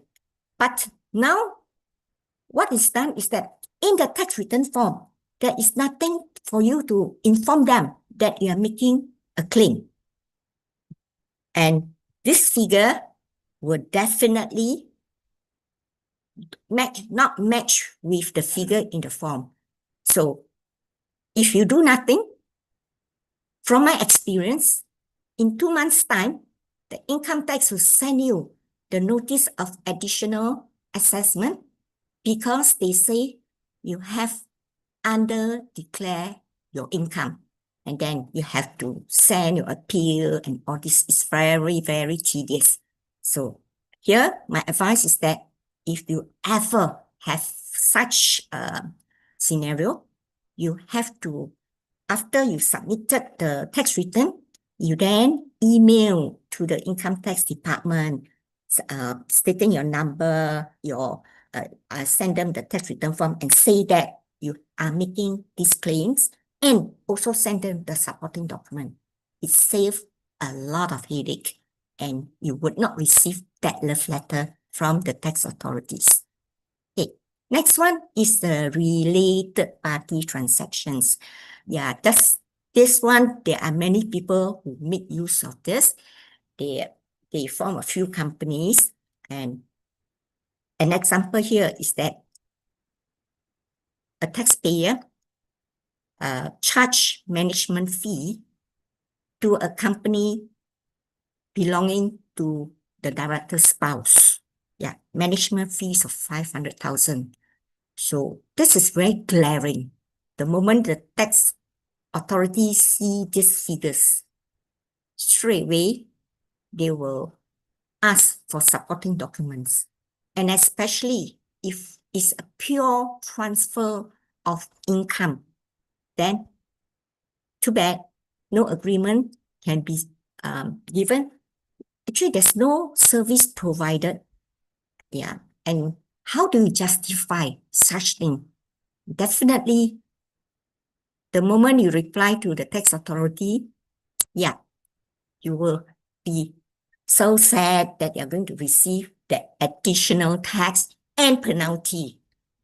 So these are, once we know that these are tax trigger. You must try to manage all this.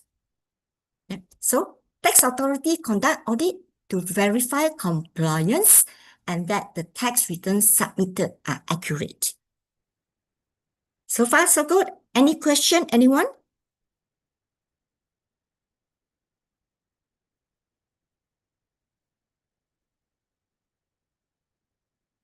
So I'm going to cut. The next topic is tax relief that taxpayer miss. First of all, medical expenses. Yes, see, if we can claim relief for medical expenses we paid for our parents as well as our grandparents. The grandparents one only started last year. Yeah, but more often than not, after you pay, then you do not keep the medical report, you do not keep the invoice, the receipts, which is in your name. If you forget all this supporting document, you cannot make a claim of the relief. Yeah, because from my experience, tax authority would always send a letter to ask you to to submit all the supporting documents. Then for medical expenses as well, we have on ourselves, our spouse, and our children. Yeah. But if only for serious diseases, then we can claim the relief. The other thing that we can claim relief is dental. Then this vaccination, as well as fertility treatment. So this one, from my experience, if we don't ask the taxpayer, most of them are not aware that there's such relief. Okay, so this lifestyle relief and digital purchases. This one, actually many people are eligible to claim because they do buy books, magazines, newspaper, smartphone, and so on. But the sad side is that they don't keep all these documents. So that's why also from my experience, when they say they have, we ask for the supporting document, they couldn't produce. So now we learn we must start keeping all these documents. And next is a child-related relief. This is where you have children below the age of 6 and you send them to kindergarten or childcare center. Then you can claim a relief for 3,000 ringgit, but must always be supported by documents, the receipts and so on. Private retirement scheme. This is one where most people can make use of it. Just put an investment in the this private retirement scheme up to 8,000 and you can claim it as a relief. So it's a saving for you as well as a tax relief. Okay, I think I have some question which later on I would must put in EPF to be eligible. No, private retirement scheme, there are various schemes, not necessarily EPF. Okay, then this one, this item, interest paid on housing loan for the first residential property. Yeah, this came back in 2025. So it is for property that's purchased from 1st of May 2025 to 31st December 2027. So if this is your first residential property, then you can claim the interest part for 3 consecutive years. Each year is max 7,000, only on the interest portion. Then you have electric car, you need to install the electric charger, or you rent or pay bought the charger, you can claim a relief. And so is purchase of food compost machine. The government is encouraging us Don't throw away your food. Make sure you have a machine, and then you can use all this for your plant, so on. So, but the electric vehicle and the purchase of food compost, they are under one category, maximum only 2,000 ringgit, yeah. And education and professional development, yeah, this is where, especially when we're working, we also want to upskill ourselves, or we want to take a professional exam. So if we take a professional exam like ACCA, and like if we want, we take the skill enhancing course with WMC, all these are things which is under this relief, which we can claim. And approved donations. Approved donations, most important thing is the original receipt. And it must be in your name. And the receipt must also show that it is approved donation. So this is where, if we are diligent enough and we keep all the records, it will help to save more tax. Okay. Maintaining supporting document to claim your reliefs. That's very important. Any question before I move on?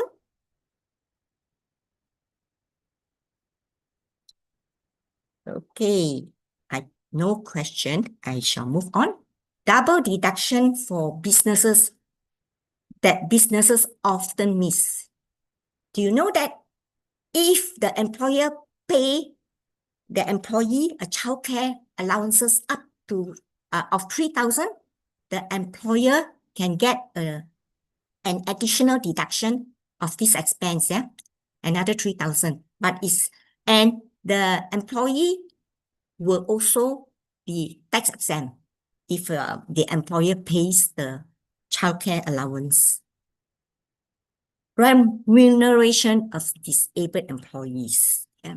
If you engage an employee who is disabled, if you pay them 2,000, you get a deduction of 4,000. Yeah, double tax, double deduction. This is good. Remuneration paid to senior citizens. See, in our company, we always grow old. We will reach to a certain stage where we will be 55 or 60 years old.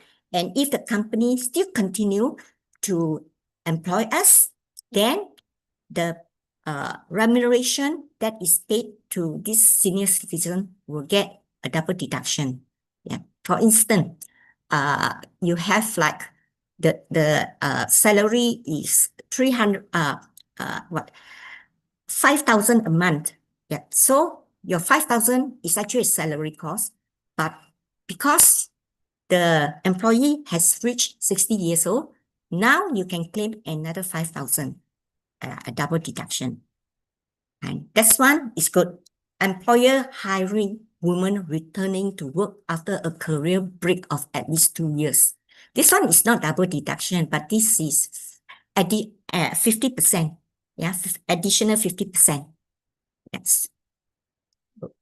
Any questions up to now? Okay, I shall move on. Every deduction needs a paper trail and a business purpose, yeah? This is my last item. How to document a tax position properly. Here, no document, no defense. Yeah. So what then it means is that for whatever expenses that the company is incurring, then you must have like approval from the HR or approval from the head of department, or then things like director's resolution, invoices, all these are very important. The moment you don't have, like what I've shared with you in my earlier part, that tax authority is so strict. The moment you don't have document, they just raise the additional assessment. then you slowly go and fight. Yeah. So here, need more than receipts. It's just what I've explained just now. Yeah, you may need board resolution and things like this. Yeah. And also, sometimes, especially, you must have agreements. Yeah, agreement is one of the most important things that you have to keep. Okay, this is last part is after having heard, what documents to keep and so on, you create your text file.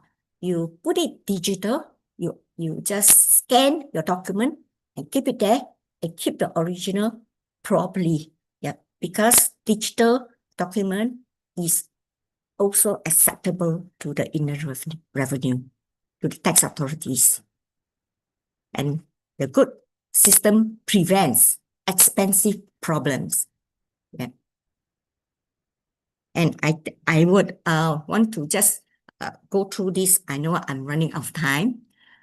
For salaried professional records, you must keep relating to your employment income, for benefits received, professional subscription, education expenses, relief claim.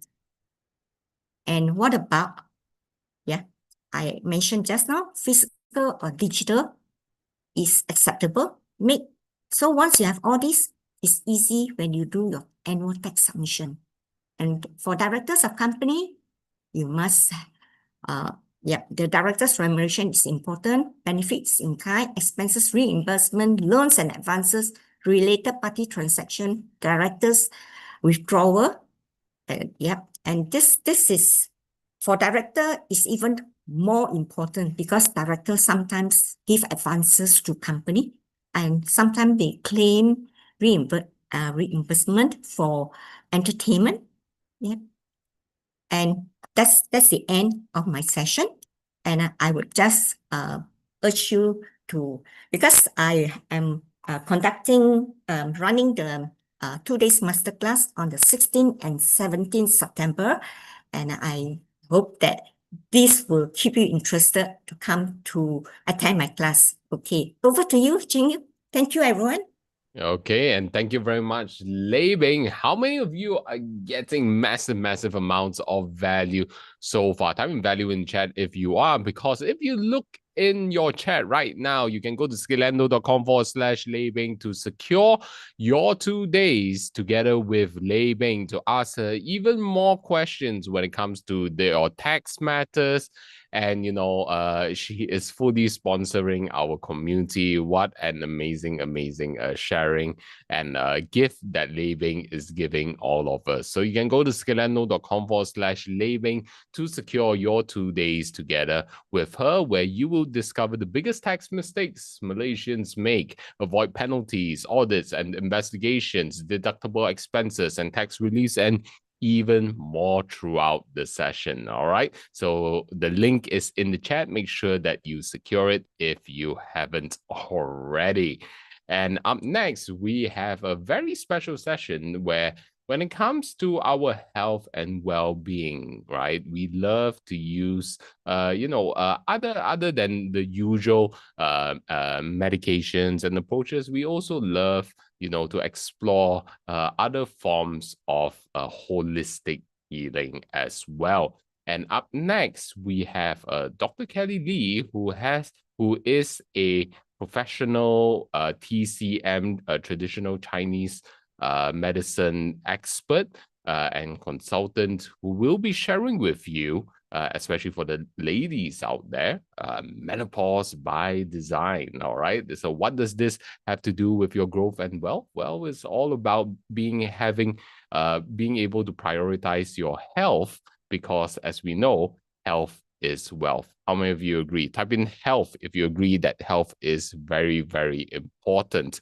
So up next, we have Dr. Kelly Lee, who will be sharing with us more about health with TCM. Hello, everyone. Thank you, Jinyu. Thank you for being here with me tonight. I am Kelly Lee. I am a TCM practitioner for 8 years. I'm helping people who is uniquely believe that TCM can help them to go through with their issues and life. And I begin a story with a woman named by Susan. She is a career woman and she is a mother and she work day in and day out and routinely, and she fulfill demands for every individual who is around her. And one day, she feel like she is not herself anymore. She feels like there is a stranger in her skin. And she cannot cope up with her daily life. She feel very tired. And then she put on weight easily. And she don't feel like herself anymore. Just be honest. Every individual of ourselves as a woman will go through these transitions. But are we prepared? No. No one prepared for this. And no one taught us about this. And there are few stages of this feelings. The woman will feel during these menopause seasons, she will feel very, very tired. And then she will feel never enough of sleeps. She will feel not herself anymore. And she just feel that she doesn't cope up with the daily life. And it just happened. And they never prepare for this. Which there is a gap in between this normal life and these stages. And every individual woman will experience a different issues depending on their genetic, lifestyles, their threshold, and their institutions. And also, like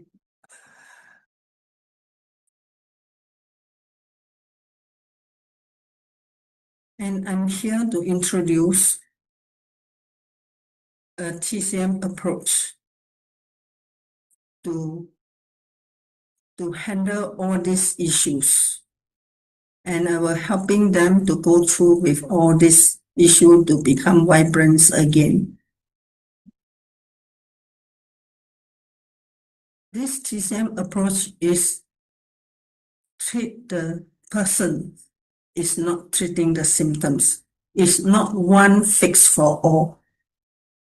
So that's with my true experience, I will design blueprints to help you all women to go through with these transitions. And instead of surviving through these transitions, you will be empowered with striving through it. And you will understand what you will be taking away with this blueprint. And you'll be having a confidence, attitude, and a clear plan of going through with these transitions. And here I'm going to introduce a one-day masterclass named by Menopause by Design Blueprint, who can help women to go through their menopause stages. And all this within the masterclass itself, you will take away with the plan specifically designed for you, to the food that you eat, the lifestyle that you need to adjust, and the rhythm, understand your own rhythms and your energy level, and also your institution, your background, so that you will be able to have a clear plan for yourself to empower and go through this transition of menopause and be stressed in the next 20 over years. And who is deserved for this? Yes, every individual woman is deserved to the rights to have this plan. And I will announce that and acknowledge that this is fully sponsored, a day of masterclass. And you will take away with all this knowledge and a plan, you will be empowered and having a healthy, happy, and thrive in the next over 20 years and thereafter. Thank you. All right. So the next chapter of your life, especially for you ladies out there, is over here. You can head on over to scalendo.com/TCM to secure your spot to discover what the world of TCM, traditional Chinese medicine, can do for your next phase in life, all right? To be more energetic and reclaiming the woman that you are. And, and a man out there, you can also share this with the women and your loved ones in your life as well, right? So head on over to scalendo.com/TCM to secure the fully sponsored masterclass that is happening very, very soon. All right. And up next, when it comes to designing our growth and wealth, how many of you actually have a plan? Give me a 1 in the chat if you actually have a plan, or if you don't have a plan, type in 0 in the chat if you don't have a plan. Because most people go through life just passing by and never really think out, what should I plan out for the next year and the next 5 years, the next decade? And is it any wonder why is it that we occasionally get lost all around along the way? Okay, so thank you for the zeros coming into the chat. So not to worry, for those of you who don't have a plan, we have our very own in-house architect who doesn't only architect real life buildings in Singapore, and he has had his hands on in over $1 billion worth of development projects across Singapore. He is a licensed architect, and he is sharing with us his architectural design principles to actually design our life, to design our finances as we want it to be. So without further ado, let's give a round of applause to Richard, who will be sharing with us how to design your life like an architect.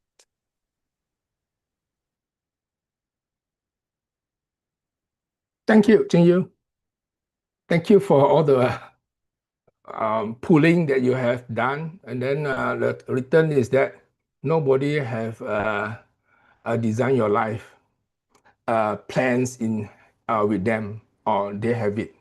So my question now, the next question is, can you put in the chat, why is it design your life is so important? Just put whatever it comes to your mind and just put it in. At least I can see where you need help.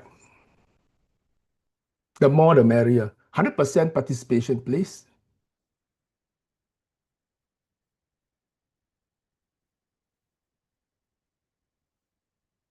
Only 2, only 3.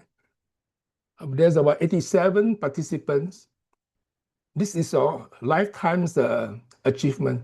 You need to know whether you need to do or you don't need to do, whether you need a plan or you don't need a plan.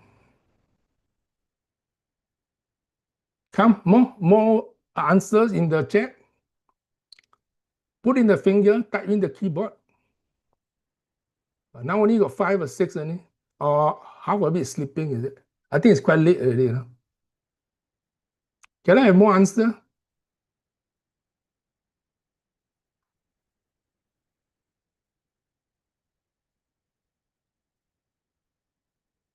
I'm waiting for you.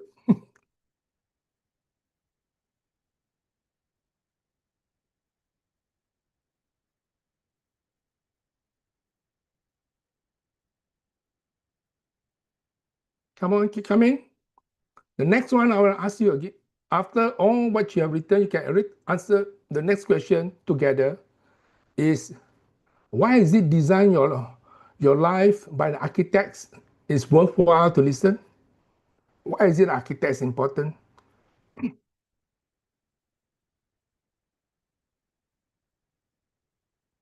Can I know the answer? Why design your life like an architect is good and important for you?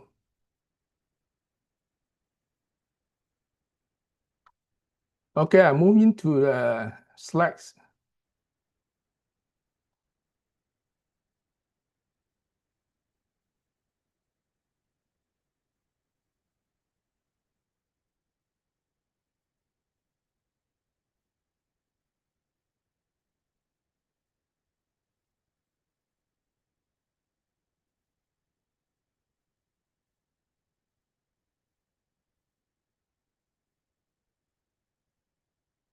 Bear with me.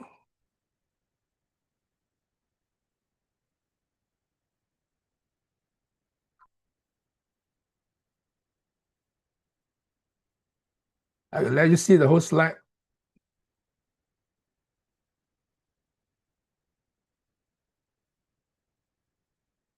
Okay, this is my first slide. So you can see that design your life and business like an architect. So why is your life and business need to be designed? The reason why you need to design is so that at the current situation is there's no clear design. We often live by default. A blueprint gives clarity, priority, and direction and alignment. Your life and business should work together, not compete.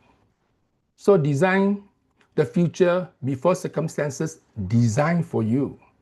So you don't let people design for you. You design your own life. And the next question is why an architect and why me? Because I bring 37 years of architectural visions and into a practical life and with a business blueprint. So you can see here why the word architects have been used and misused and always been used. The reason why the word architects is used because architects design things in a structural manner and he designs structural blueprints and everything what he do is all organized because he need to collaborate with other people, with other disciplines, with other people who work in the construction team and the construction industry, such as engineer, lawyer, contractors, QS, and also you got mechanical engineer and a structural engineer. Then you have all the other subcontractors and also all the other site inspector and also the site staff, and also to comply with government's authorities in terms of getting the buildings safe and sound. So the next one is the success that is quietly stop feeling like success. So can you all give me the answer apart from what you're working now without a footprint? What are the consequences without designing your plan or designing your life? Can you just name some items that without having a direction, without having a clear path, what is the consequences you are now encountering? At the moment, your own life, what do you encounter? since you don't have a blueprint, or since you don't have a plan, or since you don't have a direction.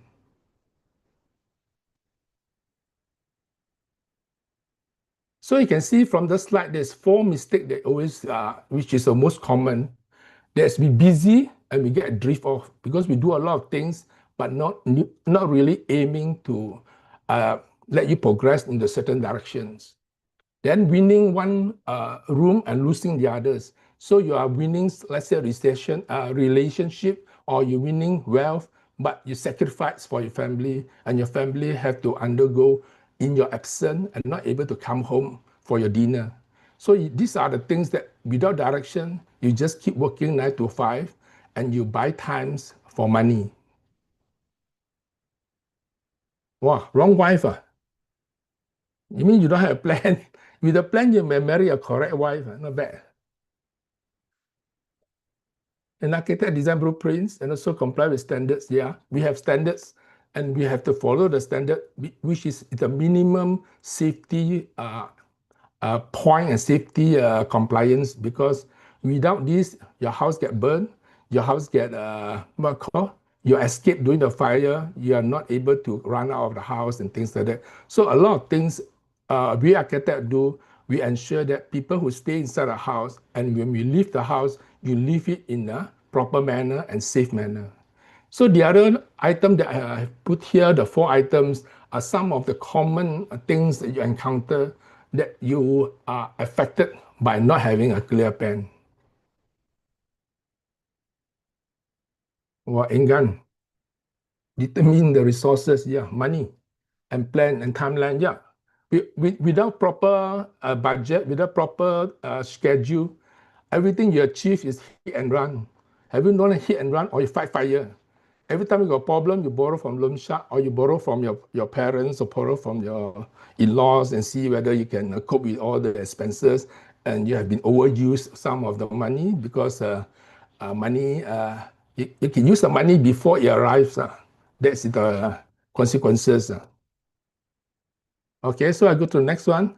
So now I will highlight to you that in our life, there's certain chapter in our life that we do design our life. So from here, you can see 1 to 4 is all your schooling. And when you go to school, you get knowledge, you absorb all the knowledge, and then you learn from the knowledge. Then only you try to plan out where are you going. That's when you choose the course. Where are you going? Are you to be an engineer? Are you to be a doctor? Are you to be a professor? Are you be a cashier? Are you be a business owner? Are you be an entrepreneur? Or are you be an AI generalist or things like that? All started on item 4. Then further down is where your career, you advance, you proceed, and then you develop and you advance and you become expertise in your area. That's from 5 to 8. Then from then is your retirement age. That's where I am now. Then you have to look at it, whether what you are going to do when at your retirement, whether you want to continue working, active working, or you want to share knowledge of all the things that you have learned over the years. Any question?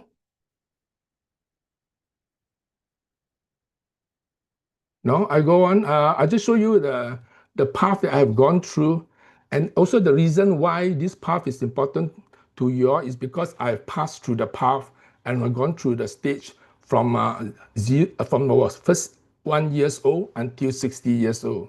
So it's good that you learn things from those who have gone through the whole spectrum of life, and also whole spectrums of design your life, so that you are able to design it out on your own with the help from a mentor and from us, that you will be able to have a successful life cycle. You can see from my life blueprints, it started from the left hand corner. That's when I was a humble beginning, and slowly going to school, university, then become a young architect, then slowly become an expert in large buildings, and continue to build more buildings. And it comes to a stage that I'm able to use all the knowledge that I have gained from all the coordination and cooperation with others, You can see there's on the right hand side, that's where my family, I got 3 kids. And from the lower half is where I'm my grandson. So you can see there's apart from having your career, you also need to emphasize that it must be a family, a relationship, and also the expenses that you're going to go through in the cycle. The other cycle, which is called the life journey, is I've gone through, which is almost like summarize the life blueprint. And the other part is I joined Scalendo. I share my knowledge, and that's where I have impact on the society. That's the next level after I reach 60. I'm now 66. So this is the time with all the knowledge. I'm still a registered architect in Singapore. I still go attending all their meetings and also get to know the youngster, what are the generations gaps and what are they going to do in the next cycle. So why is it important? So you have a calendar. Every day you have a calendar to meet all the appointments and others. But you always forgot, do you have a drawing or where you lead? Which means it's a plan. Do you have a plan? Where are you going to? As you every day, 9 to 5, you're trying to satisfy and trying to address all the appointments that you have, but you have failed to sit down quietly, properly, and to share with your loved ones, where are you going to and where are you leading to? So who am I? I'm Richard Lim, 37 years in the industry, and this is what I do. I'm 37 years in the industry, and 1.8 billion project have been done. I done the National Stadium as the assessor, which is the current National Stadium, and recently we had the celebration of the NDB National Day Parade, and on 1996 I was registered architect. So design your life. So this is the problem that you have. No direction, no balance, no blueprints. Work hard, going nowhere in particular. Does it resonate with us? If yes, put yes in the chat. Or you have other than this? Can I have some answer? Or do you have other than this? No direction, no balance, no blueprint.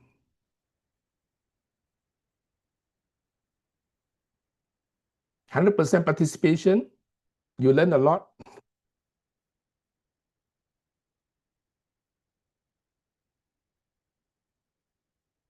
Are 87 of yours still there, or some went to toilet or not there?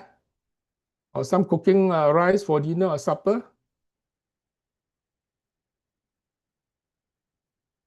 Or some teaching your children how to study?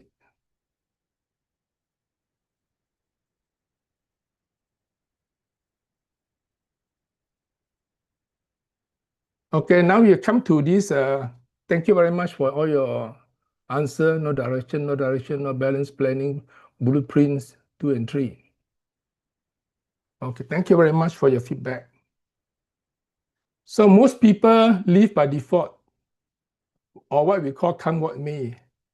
Father tell me, mother tell me, grandmother tell me, all grandmother story, like all this. Just tell you that, oh, you must do this. You must be an architect. You must be an engineer. You must be a lawyer. But you want to be a dancer, correct? Or you want to travel around the world in 1 year. Okay, so by default means react to whoever comes first. Drifting on somebody's plan. Hoping all will work out. And noticing the gaps is too late already. Then retirement is the ending. A lot of us think that retirement, oh, finish, our work finished. Retirement, just come back and sit and enjoy life. My wife will do all the cooking and all the ironing. I just sit in the living room watching TV. Correct. That's retirement. No. By design, you design with a written brief, just like a client. You choosing the outcome first, drawing the plans and building it. Engineer the result on purpose, and reviewing and revising it from time to time. That is the gist of design your life. Everything you have planned for, but you adjust because of circumstances. Sometimes you apply, you didn't get, but you have option open to you, and you move to that option. But you are thinking about it rather than you just sit and wait. It come or don't come doesn't matter lah. I just sit down and wait. If don't come, I don't have lah. Correct. This is our understanding. So the other one is, just as every great building start with the blueprints, so should every meaningful life, like our life, like your life, and every successful business also need to have a blueprint. Your blueprints, 10 pillars. So these 10 pillars, we are going into detail in my masterclass on the 19th and 20th August. The 10th pillar is shells, which is the client. The health, our health is the foundation of the building. Relation is the wall that's surrounding the building, watertight it, and the roof. Career is the frame. Business is the engine, the pump, aircon, oxygen, everything into your house. Wealth is the services, the pipe, the gas pipe, and all the other pipes, or the aircon pipes. Risk is design the risk so that the house is safe to live. Environment is the space you enjoy, the living room, dining room, and your bedroom, so that it doesn't clash with your flow and your circulation. Legacy, you build it, you leave the site. And purpose is the decision to answer or the early brief. So you can see if there's 10 pillars are not done properly, you have a flat tire. And imagine a flat tire, you have to run a long distance. You will be just hopping around. The same thing, one of your leg is limb, you still be hopping around. So we need to have almost a fill up tire, but every point of the pillar you have addressed, you have looked into, and it helps you to understand. Then you can move on. So the 5 steps in the masterclass I will go through. So we'll go through survey, draw, and the next class is pour concrete, frame, and finish and fortify. So on the first day of the masterclass, day 1, you survey. It means you have to check yourself, your condition, your capacity, and all the others, and you do the drawing. Because every drawings, every building in the world or in our environment, they are all not built straight away. They need a blueprint. They need a drawing. And every drawing, if you make a mistake, you can do again. It's cheaper. You cannot do a change of any mistake in the building which is under construction. You pay a lot, you change a lot, and you have to redo. So a blueprint is very important for the building and also very important to you. The next day, we do the build and followed by the fortified, which is the completion of the building, and which is the completion of your life. And what you can carry out from this, there are all the 6 items, which is your life architecture, view, your 1-page blueprint, and the 90 days build and your governance rhythm. The next chapter, blueprint, and a class that have known your drawing, because your drawing will be discussed with others to know that it's going on the correct track and that you will be achieving the life cycle in a successful and your happy ending. So join me towards this journey. So the question now is, stop living by default. Start living by design. Masterclass 19 and 20 August. So the dates are here, and they will be you will be given the code later. And this is my final one. You don't just build a life and business, you architect it floor by floor, following a vision until it touches the sky. So you touch the sky. Thank you. I hand over to Ching Yu. Okay, thank you very much, Richard. Let's give a warm round of applause to all of our speakers right now, by the way, because of all the value that they are sharing together with us, right? With all of these different master classes coming in to all of us, right? So head on over to scalendo.com/live design to secure your 2 days together with Richard, where you will start building your life skyscrapers to touch the sky, because aren't we all the most important projects in our lives? So why not plan it and start building it together with a certified architect that is, of course, Richard. So head on over to scalendo.com/live design. The link is in the chat to secure your 2 days masterclass. And stay on, as we have more expert speakers who will be sharing with you up next.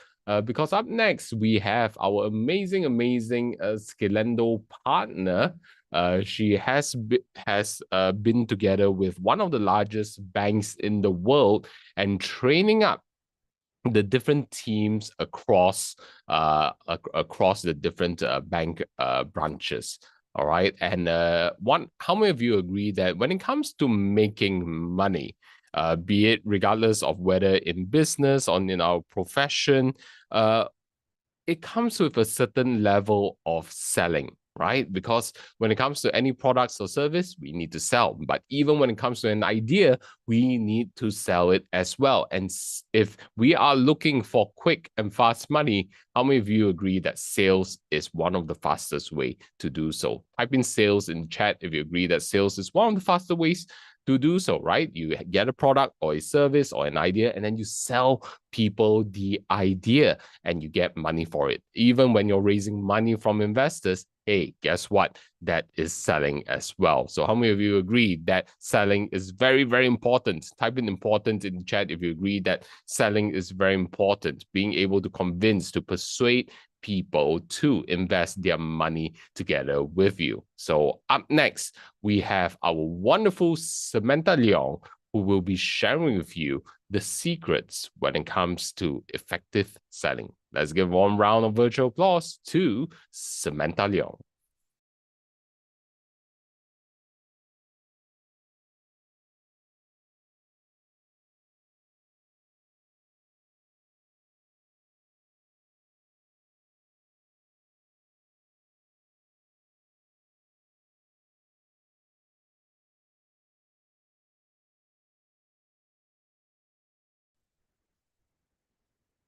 Good evening, and thank you, Ching Yu, for selling me. I would like to start by asking a question. Now, how many of us here have actually walked into a shop? It could be a boutique, it could be a restaurant, or it could be a departmental store. And when you walk in, within the next 10 minutes, you want to walk out. You have the feeling that you are not wanted, and the salesperson is really well groomed, but you know she has a rehearsed pitch. She's not interested in you, but she is interested in your money. Now, how many of you here have been to a shop with a salesperson like that? If you have that experience, would you kindly just type in a 1?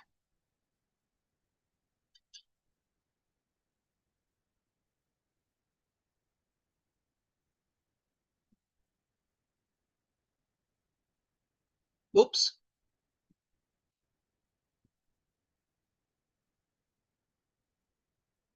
Thank you.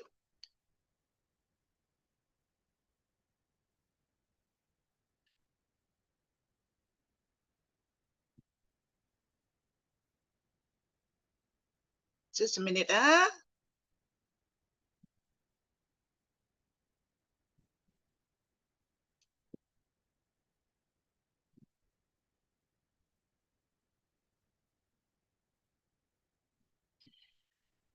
Thank you. Thank you. So I would like to ask you another question.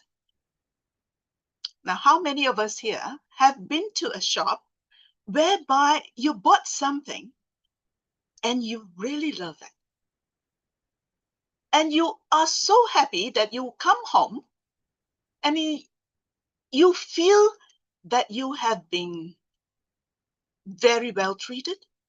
You feel that you have been respected. You feel that you have been understood. If you have, please type in a yes.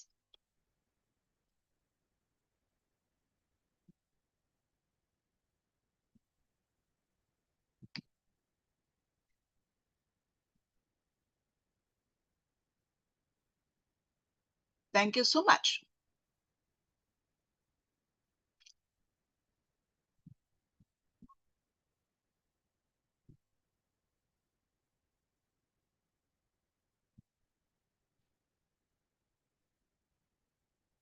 Now,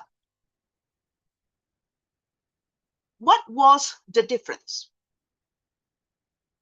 The difference was no longer persuasive selling, hard selling, but it is more the way the salesperson made you feel. Now, in traditional selling, I've been training salespeople all my life.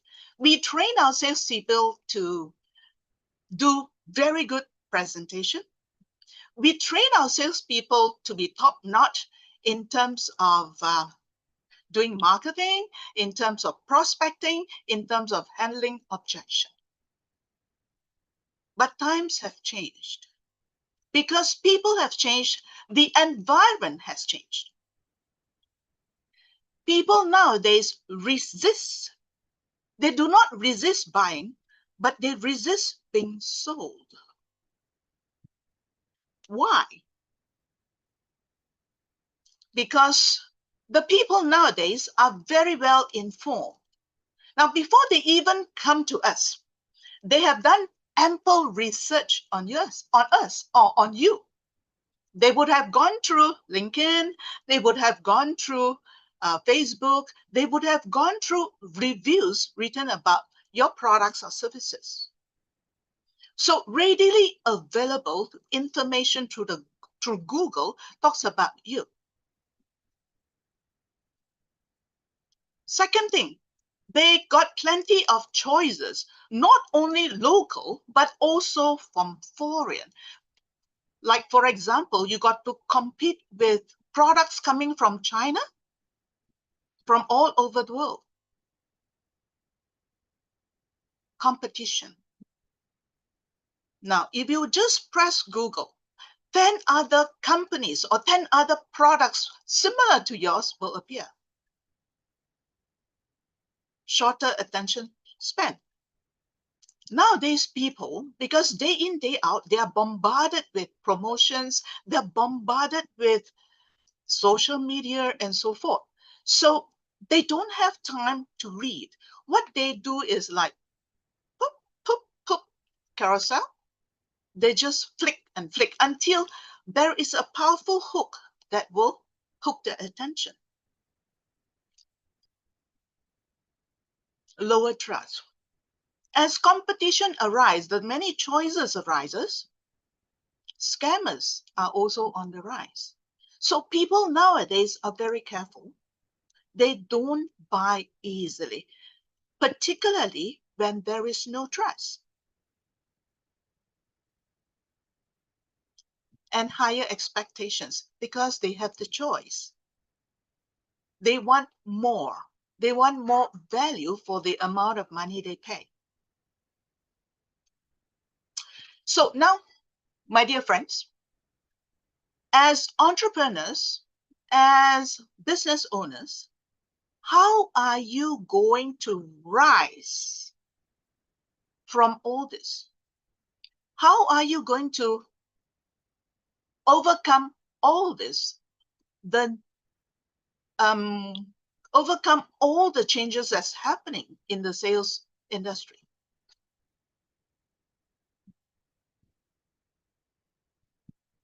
The good news is people buy how you make them feel. I'm going to illustrate this. You see, many of us thought that people buy products, people buy features, people buy the benefits. Yes, features drives information, but emotions drives the sale, the conversion. Now I'm going to illustrate this by telling you a story. Now this person I've known this person for more than 4 months now. In fact, you know him. In fact, he's my seafood. When I first came to Scalendo, I was like many of you who came through all these funnels and attended all the trainings. And I came in, I met this gentleman. He didn't tell me that, okay, we have a package here that will make you a world-class speaker. We have a package here that will give you instant recognition. We have a package here that will blah, blah, blah, blah, all the features. But what he did was, he gave me hope. He gave me relief, confidence, certainty, and possibility. Why did I say so? I'll be honest. I'm already 64 years old. Although during my whole lifetime, I have been quite a renowned trainer in the banking industry. But times have changed. As my colleagues have retired, so I no longer became that active. So I needed to work out something for myself after going through quite a number of crises. So I met this gentleman. So this gentleman, after some time talking with him, I started to see hope. I didn't see all the other benefits like being a world-class speaker and so forth, but I did see hope. That means there is somewhere for me to start again. I can reinvent myself. So that is a relief that there is a place for me to go. So I regain my confidence. And there is a certainty, there's a platform for me to engage in. And there are ample possibilities for me to live my mission.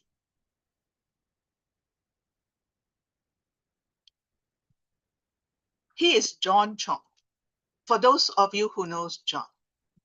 So he has impacted my life in a very different positive way. But what I am trying to tell you is, nowadays people don't buy features, benefits, and so forth. They buy outcomes. They buy emotions. How you make that person feel. All right? Now, in order for us to rise up from all this and be on top of our competitors, there is the new psychology of selling. Now, these are some of the principles that, only 3 principles I'm introducing here. During the masterclass, I will talk much more.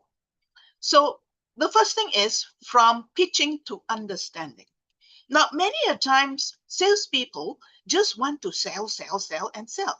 They don't even understand. They don't even make it a point to understand what the client really needs and really wants.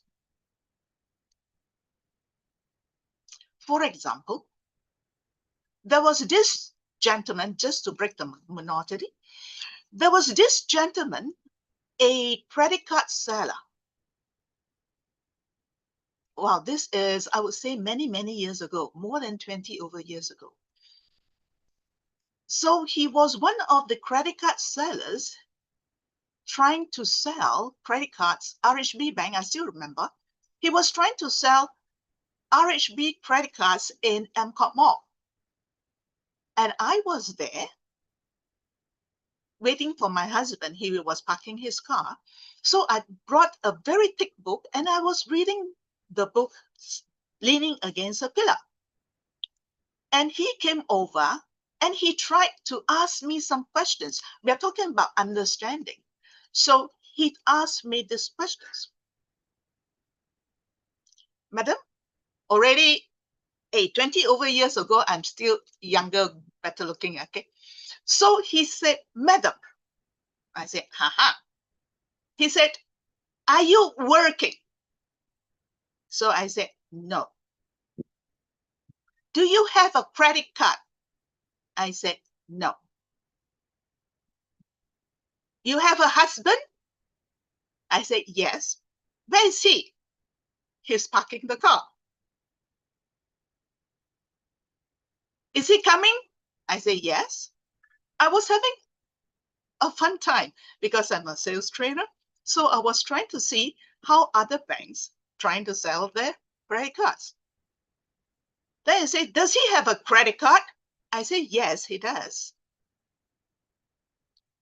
Then I said, what about me? Are you going to give me a credit card? You know what he said? He says, no, because you're not working. Oh, you see, after 20 years, I still remember this young man. And he was not well dressed. His shirt was all over, spilling up all over the place. And he was having this squinted eye. Now, why did I tell you a story? Mainly because many a times we encourage salespeople to ask questions, to discover the pain points, to discover what the client really wants, but not to the extent of this salesperson. Now, I'm going to ask another question. If we are sick, we will definitely go to see the doctor. So there are two doctors. One is Dr. A, another one, Dr. B. Now, when you go and see Dr. A is very efficient. Within 5 minutes, he actually say, you can go out and get the medicine. You take the medicine and you become good. 5 minutes, you get your medicine and you go off. And Dr. B, when you're sick, particularly, let's say stomachache, you go to see Dr. B. Dr. B says, oh, okay, can you please go out on the bed while I examine your tummy?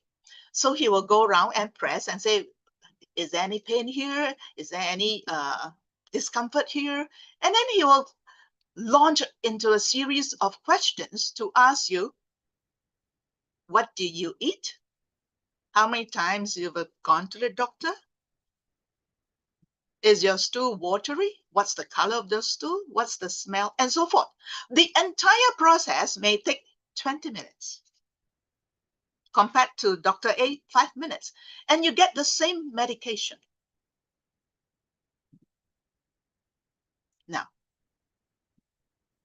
if you need to see the doctor again, which doctor would you like to visit? Is it Dr. A or Dr. B? Can you please type in the chat group, Dr. A or Dr. B?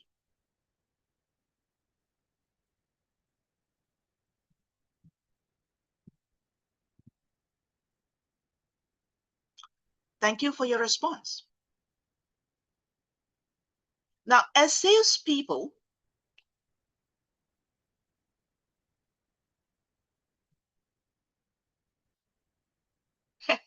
I think I was laughing. Thank you. Now, as salespeople, you need to ask questions, but you need to ask powerful questions to discover the pain points. And like Dr. B, you give the perception that you really understand the client the patient and giving the correct medication. So the trust level is there, confidence level is there. So please, instead of pitching, please make an effort to understand your client. So that is point number one. Point number two,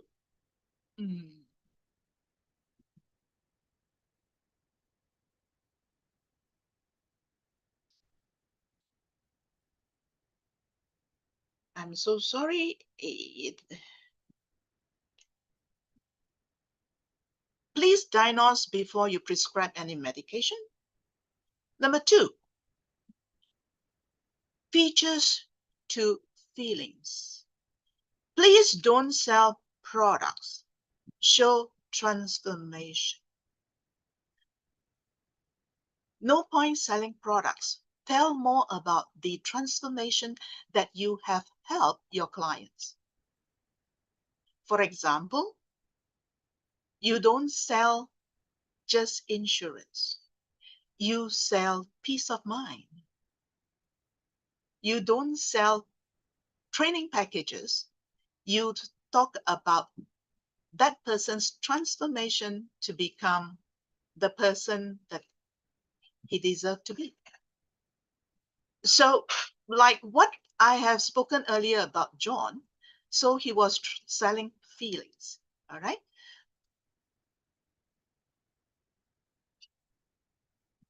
The other point which I would like to stress is closing. Now, many salespeople try to close very early without understanding. It was like product pushing. But on the other hand, many salespeople also dare not close because they are shy to close. Maybe because they thought that they haven't done a proper sales presentation. But no, a good salesperson is not a manipulator. A good salesperson, after knowing your client's pain points and you believe in all your products, you help the client to make a confident decision. So please don't feel shy. Go for the closing, but not a pressurized decision.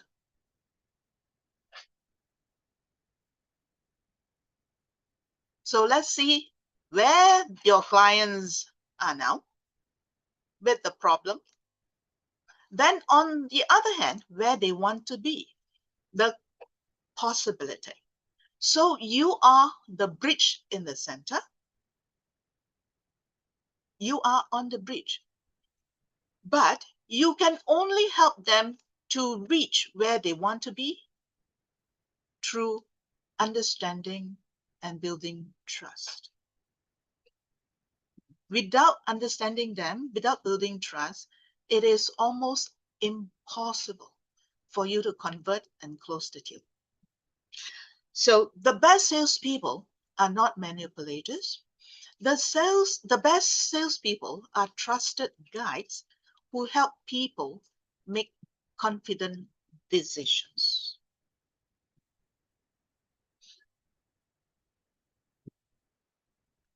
So thank you very much.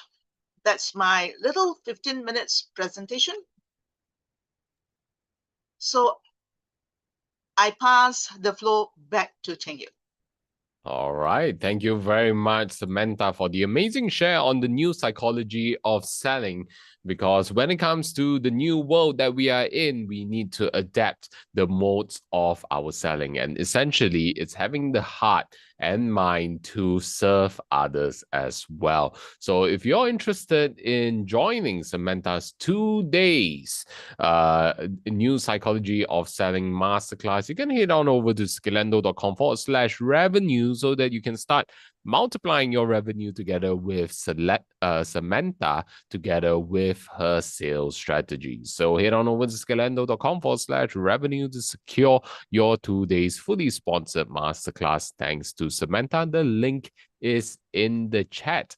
And as we proceed on, we have our next expert speaker who will be sharing with us how is it that you can start diving into your own personal entrepreneurship journey, or even if you are an existing business owner or entrepreneur, how is it that you can leverage off the skills, the tools within Scalendo to build up your business. All right. And up next, we have our very own in-house Scalendo expert, Max Tan, who will be sharing with you entrepreneurship with Scalendo. Max, the floor is yours.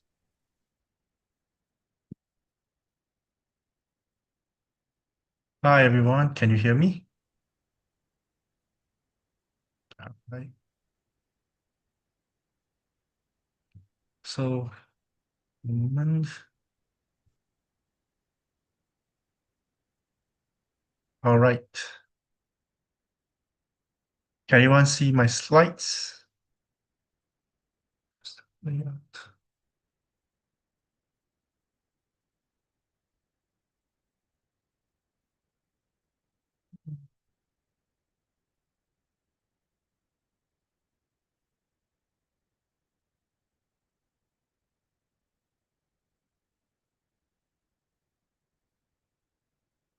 I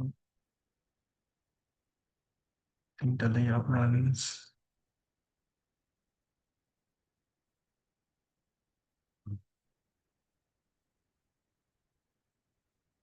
Can anyone see my slide? Give me a 1. All right.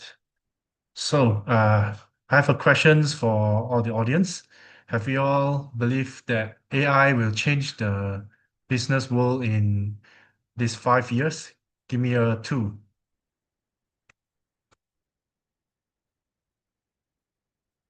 All right.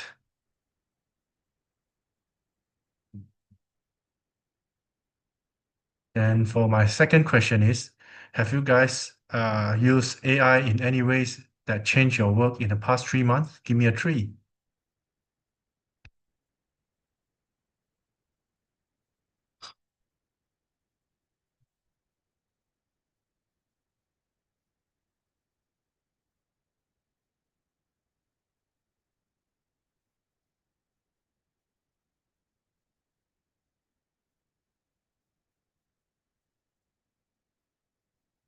All right. So there's a lot of 3 here.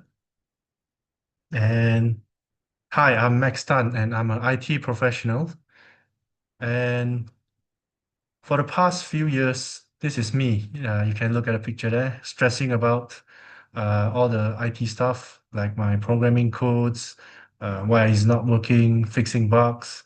I love solving technical problem, but no, I don't like to talk to people because I don't have the confidence. And that all changes when I discovered Scalendo. But let's get into it later on. But my life looks fine when I was in and my IT professionals in my company. I have a stable job, good salary, good colleagues. Every day feels the same in a good way, where I have fun during my Friday, Saturday, Sunday, and work during Monday to Friday. Everything just feels nice, but nothing changed. Then one day, when I'm driving home, there's a question pop up I hate. Yeah, that's what is the next 20 years will look like. But it doesn't start from 20 years, it starts from 1 year, 2 year, then eventually go to 20 year. But why 20 year impacts me the most? Because in 20 years, I'll be retiring.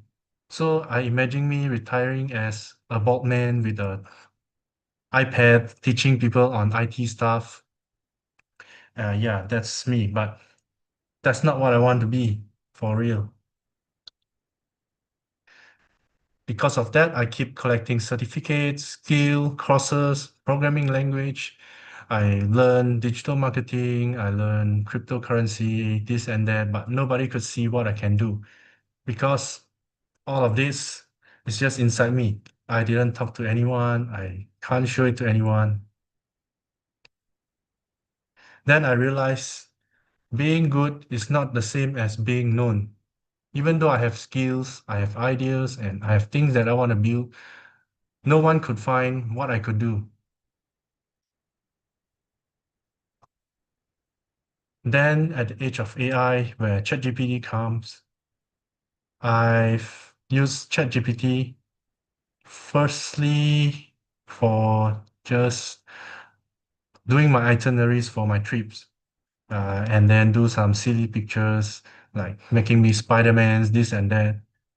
But the market now has changed as AI can do much more, where it changed the whole department where how marketing, sales, customer service, content creations, and business works.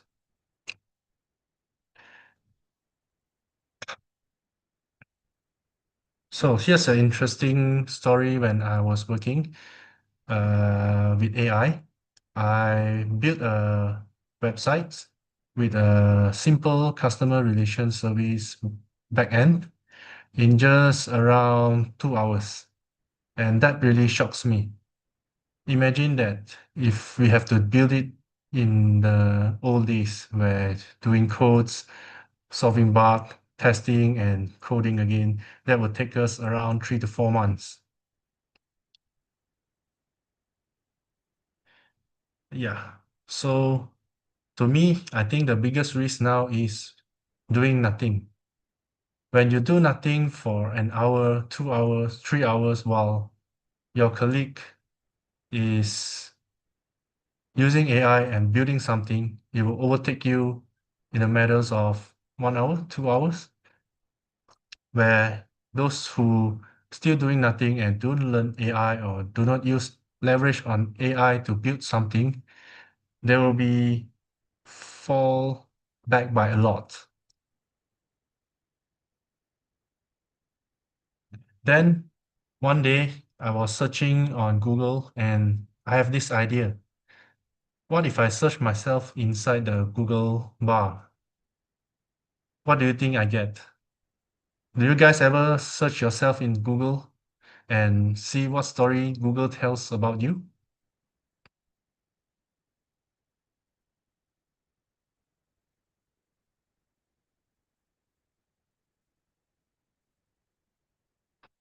So it's interesting because I found nothing.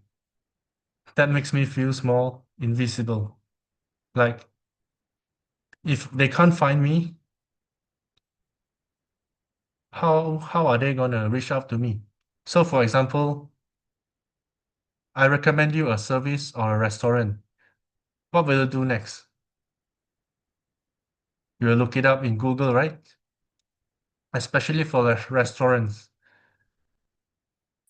When you go to a restaurant and you look it up, and there's no menu and there's no review, everything and it's empty.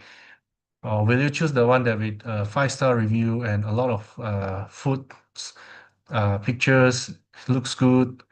Which one will you choose, the first or the second?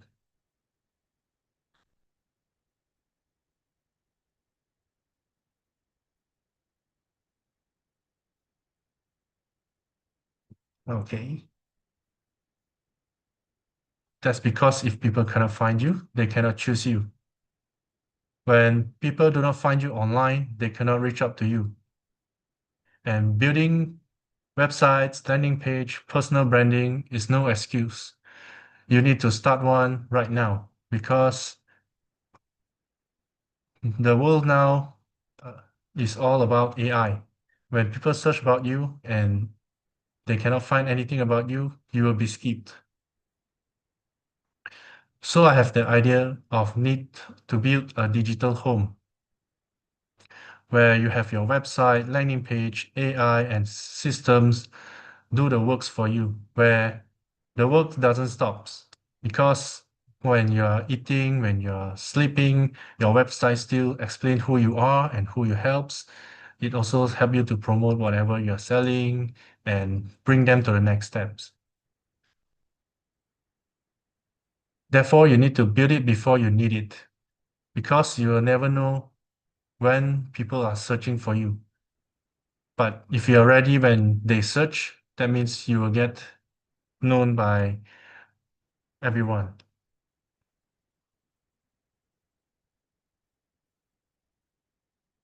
After that idea, I have discovered Scalendo. At the first day I was in Scalendo workshop, I was skeptical, was like, is this another software of a chatbot or maybe CRM that doesn't fit my businesses or the things that I want to do?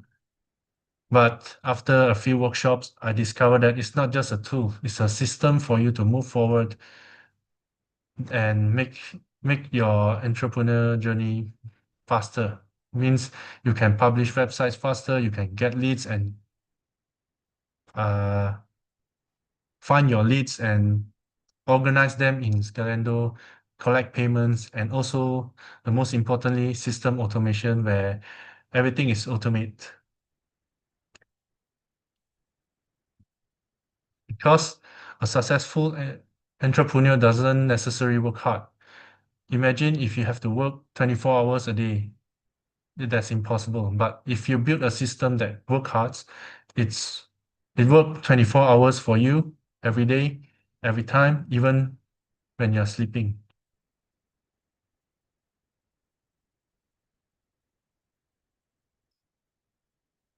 Up until now, I'm still learning. I'm still learning how to build websites. I'm still learning how to build my own presence, online presence, and I'm still making mistakes where the one thing that has changed in me before this is that I stopped waiting because at the speed of AI, everything grows so fast. So I take my first step and everything just work out. And this also makes me realize that confidence comes after action, because in each action I do, I found what I failed and why am I embarrassed about it and why did I continue it, and that builds my confidence. With each page I build, with each email I reply, with one conversation I started, and each improvement I made each day, the confidence builds up. So remember the question I was asked at the beginning? Because almost all of us believe AI will change the future, right? Because I believe that too. But I also believe that the future belongs to the people who are willing to be seen, willing to learn, willing to build, and willing to take action before they feel ready. Because I'm still the IT guy and I'm still learning every day, but the difference is I'm no longer invisible.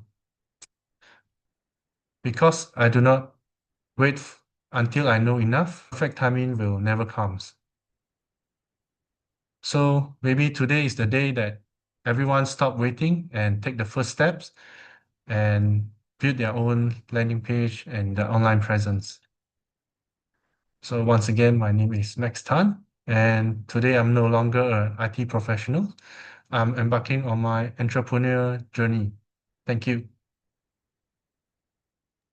All right, thank you very much to Max for sharing with us his entrepreneurial journey. If you're interested in getting into the waiting list for Max's Affiliate Marketing Business 101, meaning how is it that you can leverage off Scalendo, our all-in-one sales and marketing automation plan, to start up your own business, and not only start up your own business or affiliate marketing program, meaning that referring programs, services that you believe in and earning commission from it, how would you feel like being no longer invisible in the world? Because Max will be sharing with you in his affiliate marketing business 101 class. If you're interested and would like to get onto the waiting list, you can head on over to scalendo.com/Max Tan. That is with 2 X's. The link is in the chat. Awesome, awesome, awesome. All right, so yes, great to see all of the thank yous coming into the chat. And wow, have we not gotten a lot of value throughout today's session? Type in value in the chat if you've gotten massive amounts of value throughout today's session, because, I would like to make sure that all of you have your questions answered as well. And going back to the first question that we had in the chat, when it comes to leveraging of AI, how is it that we can start building with AI, right? And I would just like to start sharing with you a quick glimpse into the structure that we use within, within my teachings and our organization. Whenever it comes to building out together with AI, it's always important to have the end in mind, all right? Always have the end in mind. And this is where I say you need to know what are the ultimate results that you want to achieve. Okay. And then in order to achieve those results, what comes before that? What are your process? Okay. What are your process that leads to your results?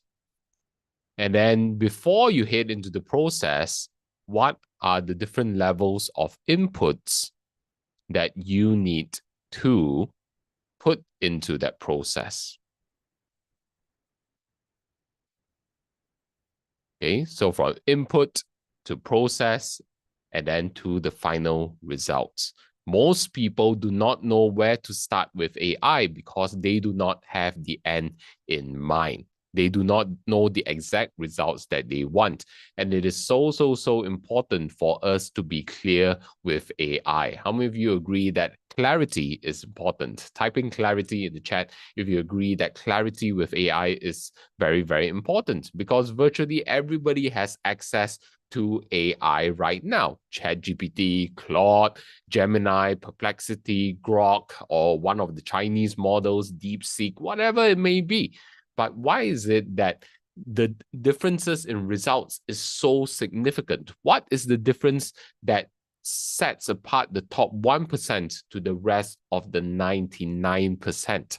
And it comes down to having clarity in your results, okay? And ultimately being able to understand the whole idea of prompt engineering.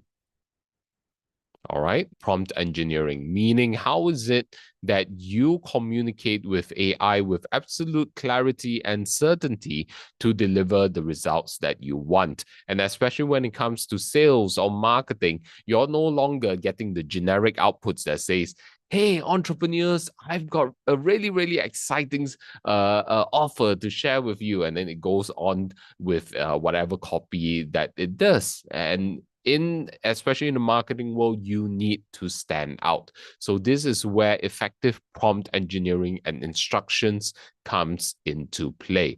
And how many of you agree that when it comes to learning online is great, but how many of you are more hands-on person?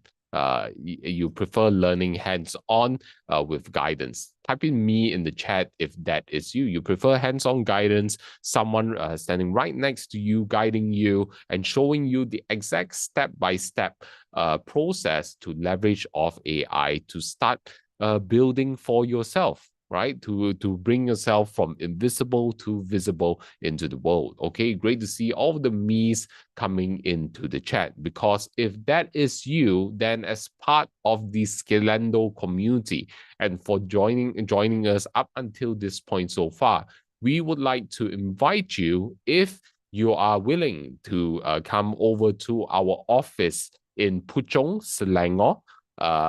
We have our office in Setia Walk, Puchong, Selangor, or in KL, where you can join us to have this hands-on training this coming weekend. All right, this coming weekend, August 15th to the 16th, 10 a.m. to 7 p.m., you will be hands-on together with me, right? So 2 full days together with our experts to build your online presence, to start learning the fundamentals of AI and to advance even way beyond it. Because these 2 days is not just about learning AI and prompt engineering, but actually putting it into action.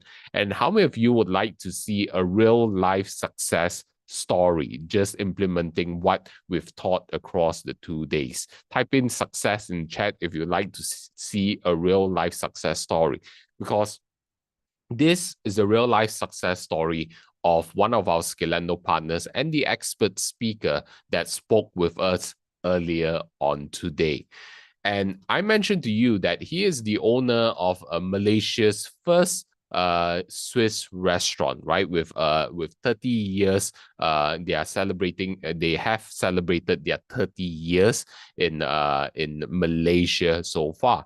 And what you will see is that going as part of our partnership program and also going through my AI training programs, hands-on program, right? He has been posting all of these different AI generated images, posters to showcase what and promote Chalet Swiss. Okay, just so you know, this restaurant is in Ampang. And it just so happens, right? One of these videos or images actually captured the attention of a content creator. Okay. And through that process, that content creator decided to connect with him. And then over last weekend, okay, just over a week ago, that content creator actually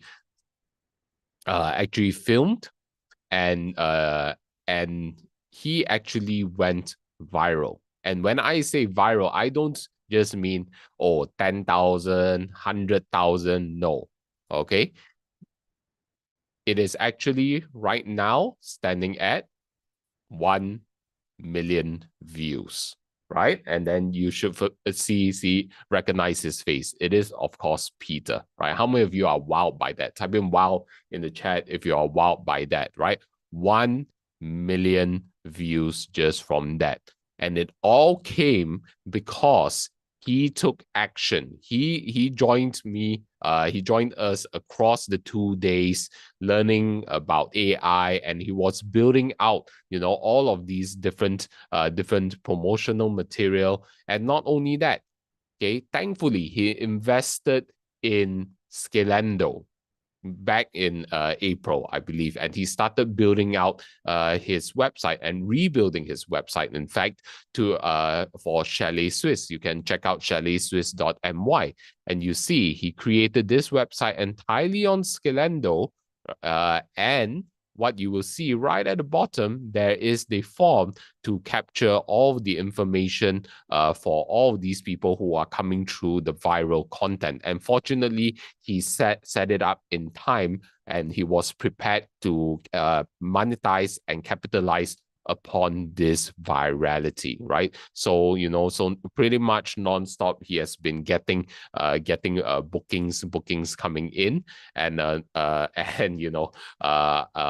was visiting him. I visited him, I believe it was on when was it? Was it either Tuesday or Wednesday night? I believe it was Tuesday night, right? Let me just check out, find that video for you. All right. So I was actually Thursday night. Okay, so this was just about 3 to 4 days after the video went viral, and let me show you how much of a happy camper he is. Okay, over here, absolutely beaming with smiles. Every single one of these individuals that you see in the background are brand new walk-in customers, right? With a big white smile of the owner over here. And when I say that Peter, has become a celebrity, I am not joking. Just check out this photo over here. Look at all of the content creators surrounding him. And you know what? These content creators also just posted their video because they saw this video went viral. And then they actually just posted this video today from Best Food Malaysia, and you see it's already at 32.8 thousand views.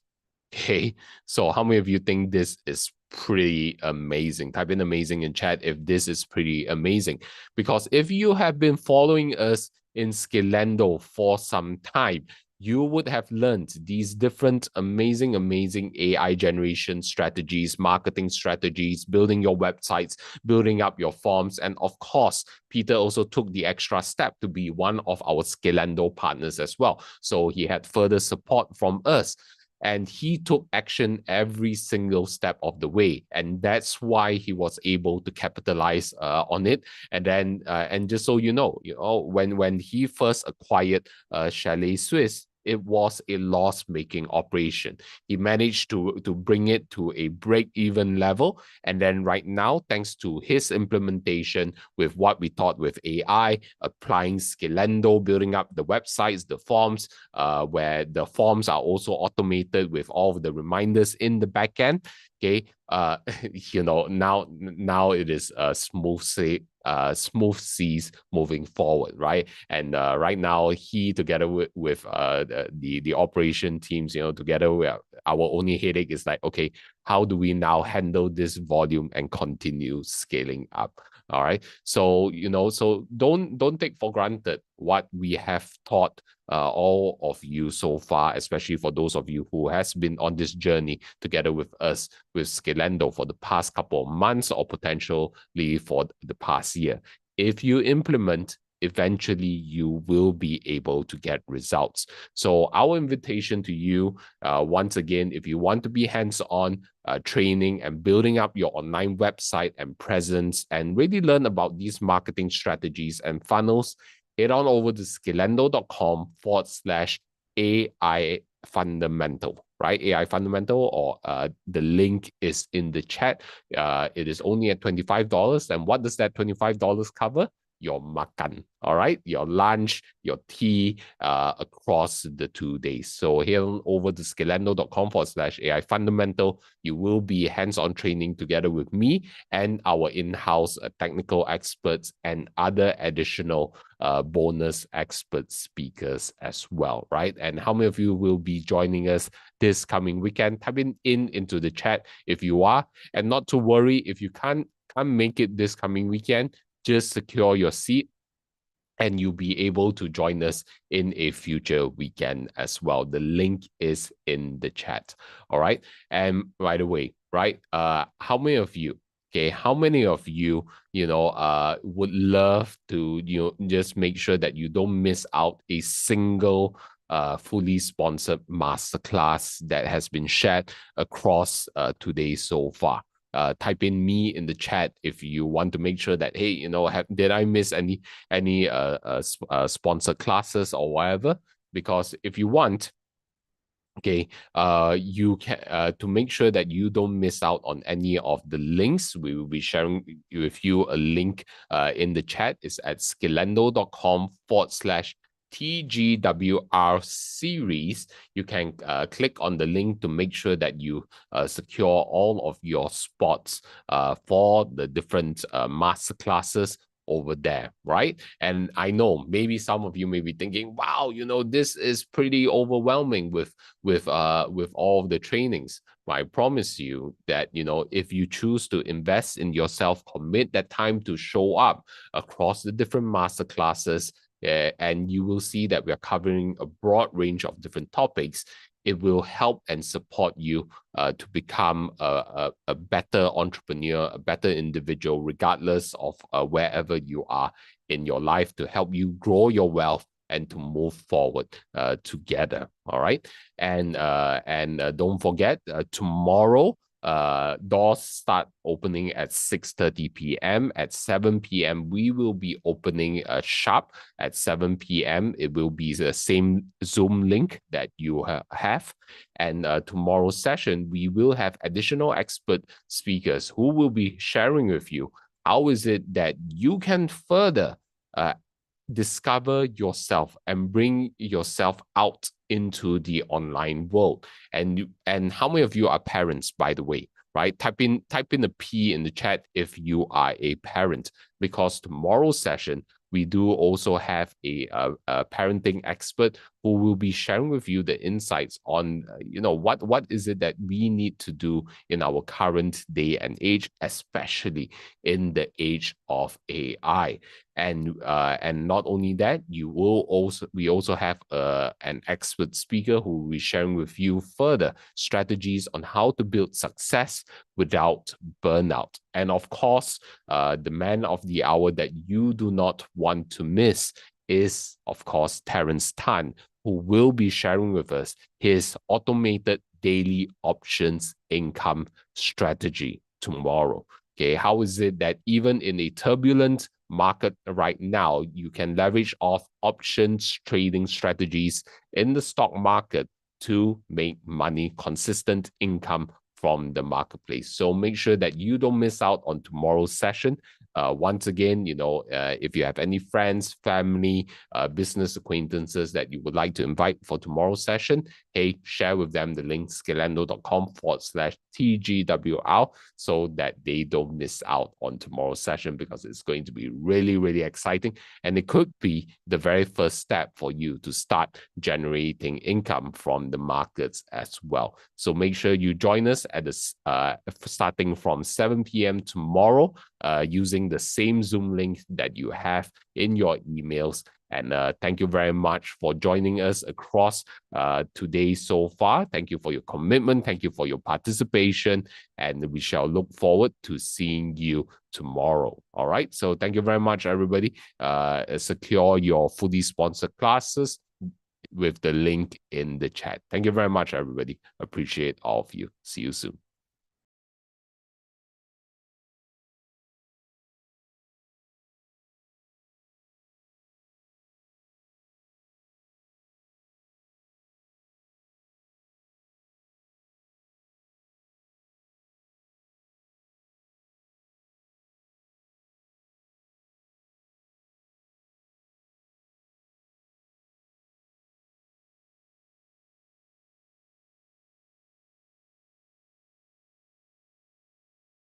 The line behind me tonight is already mine.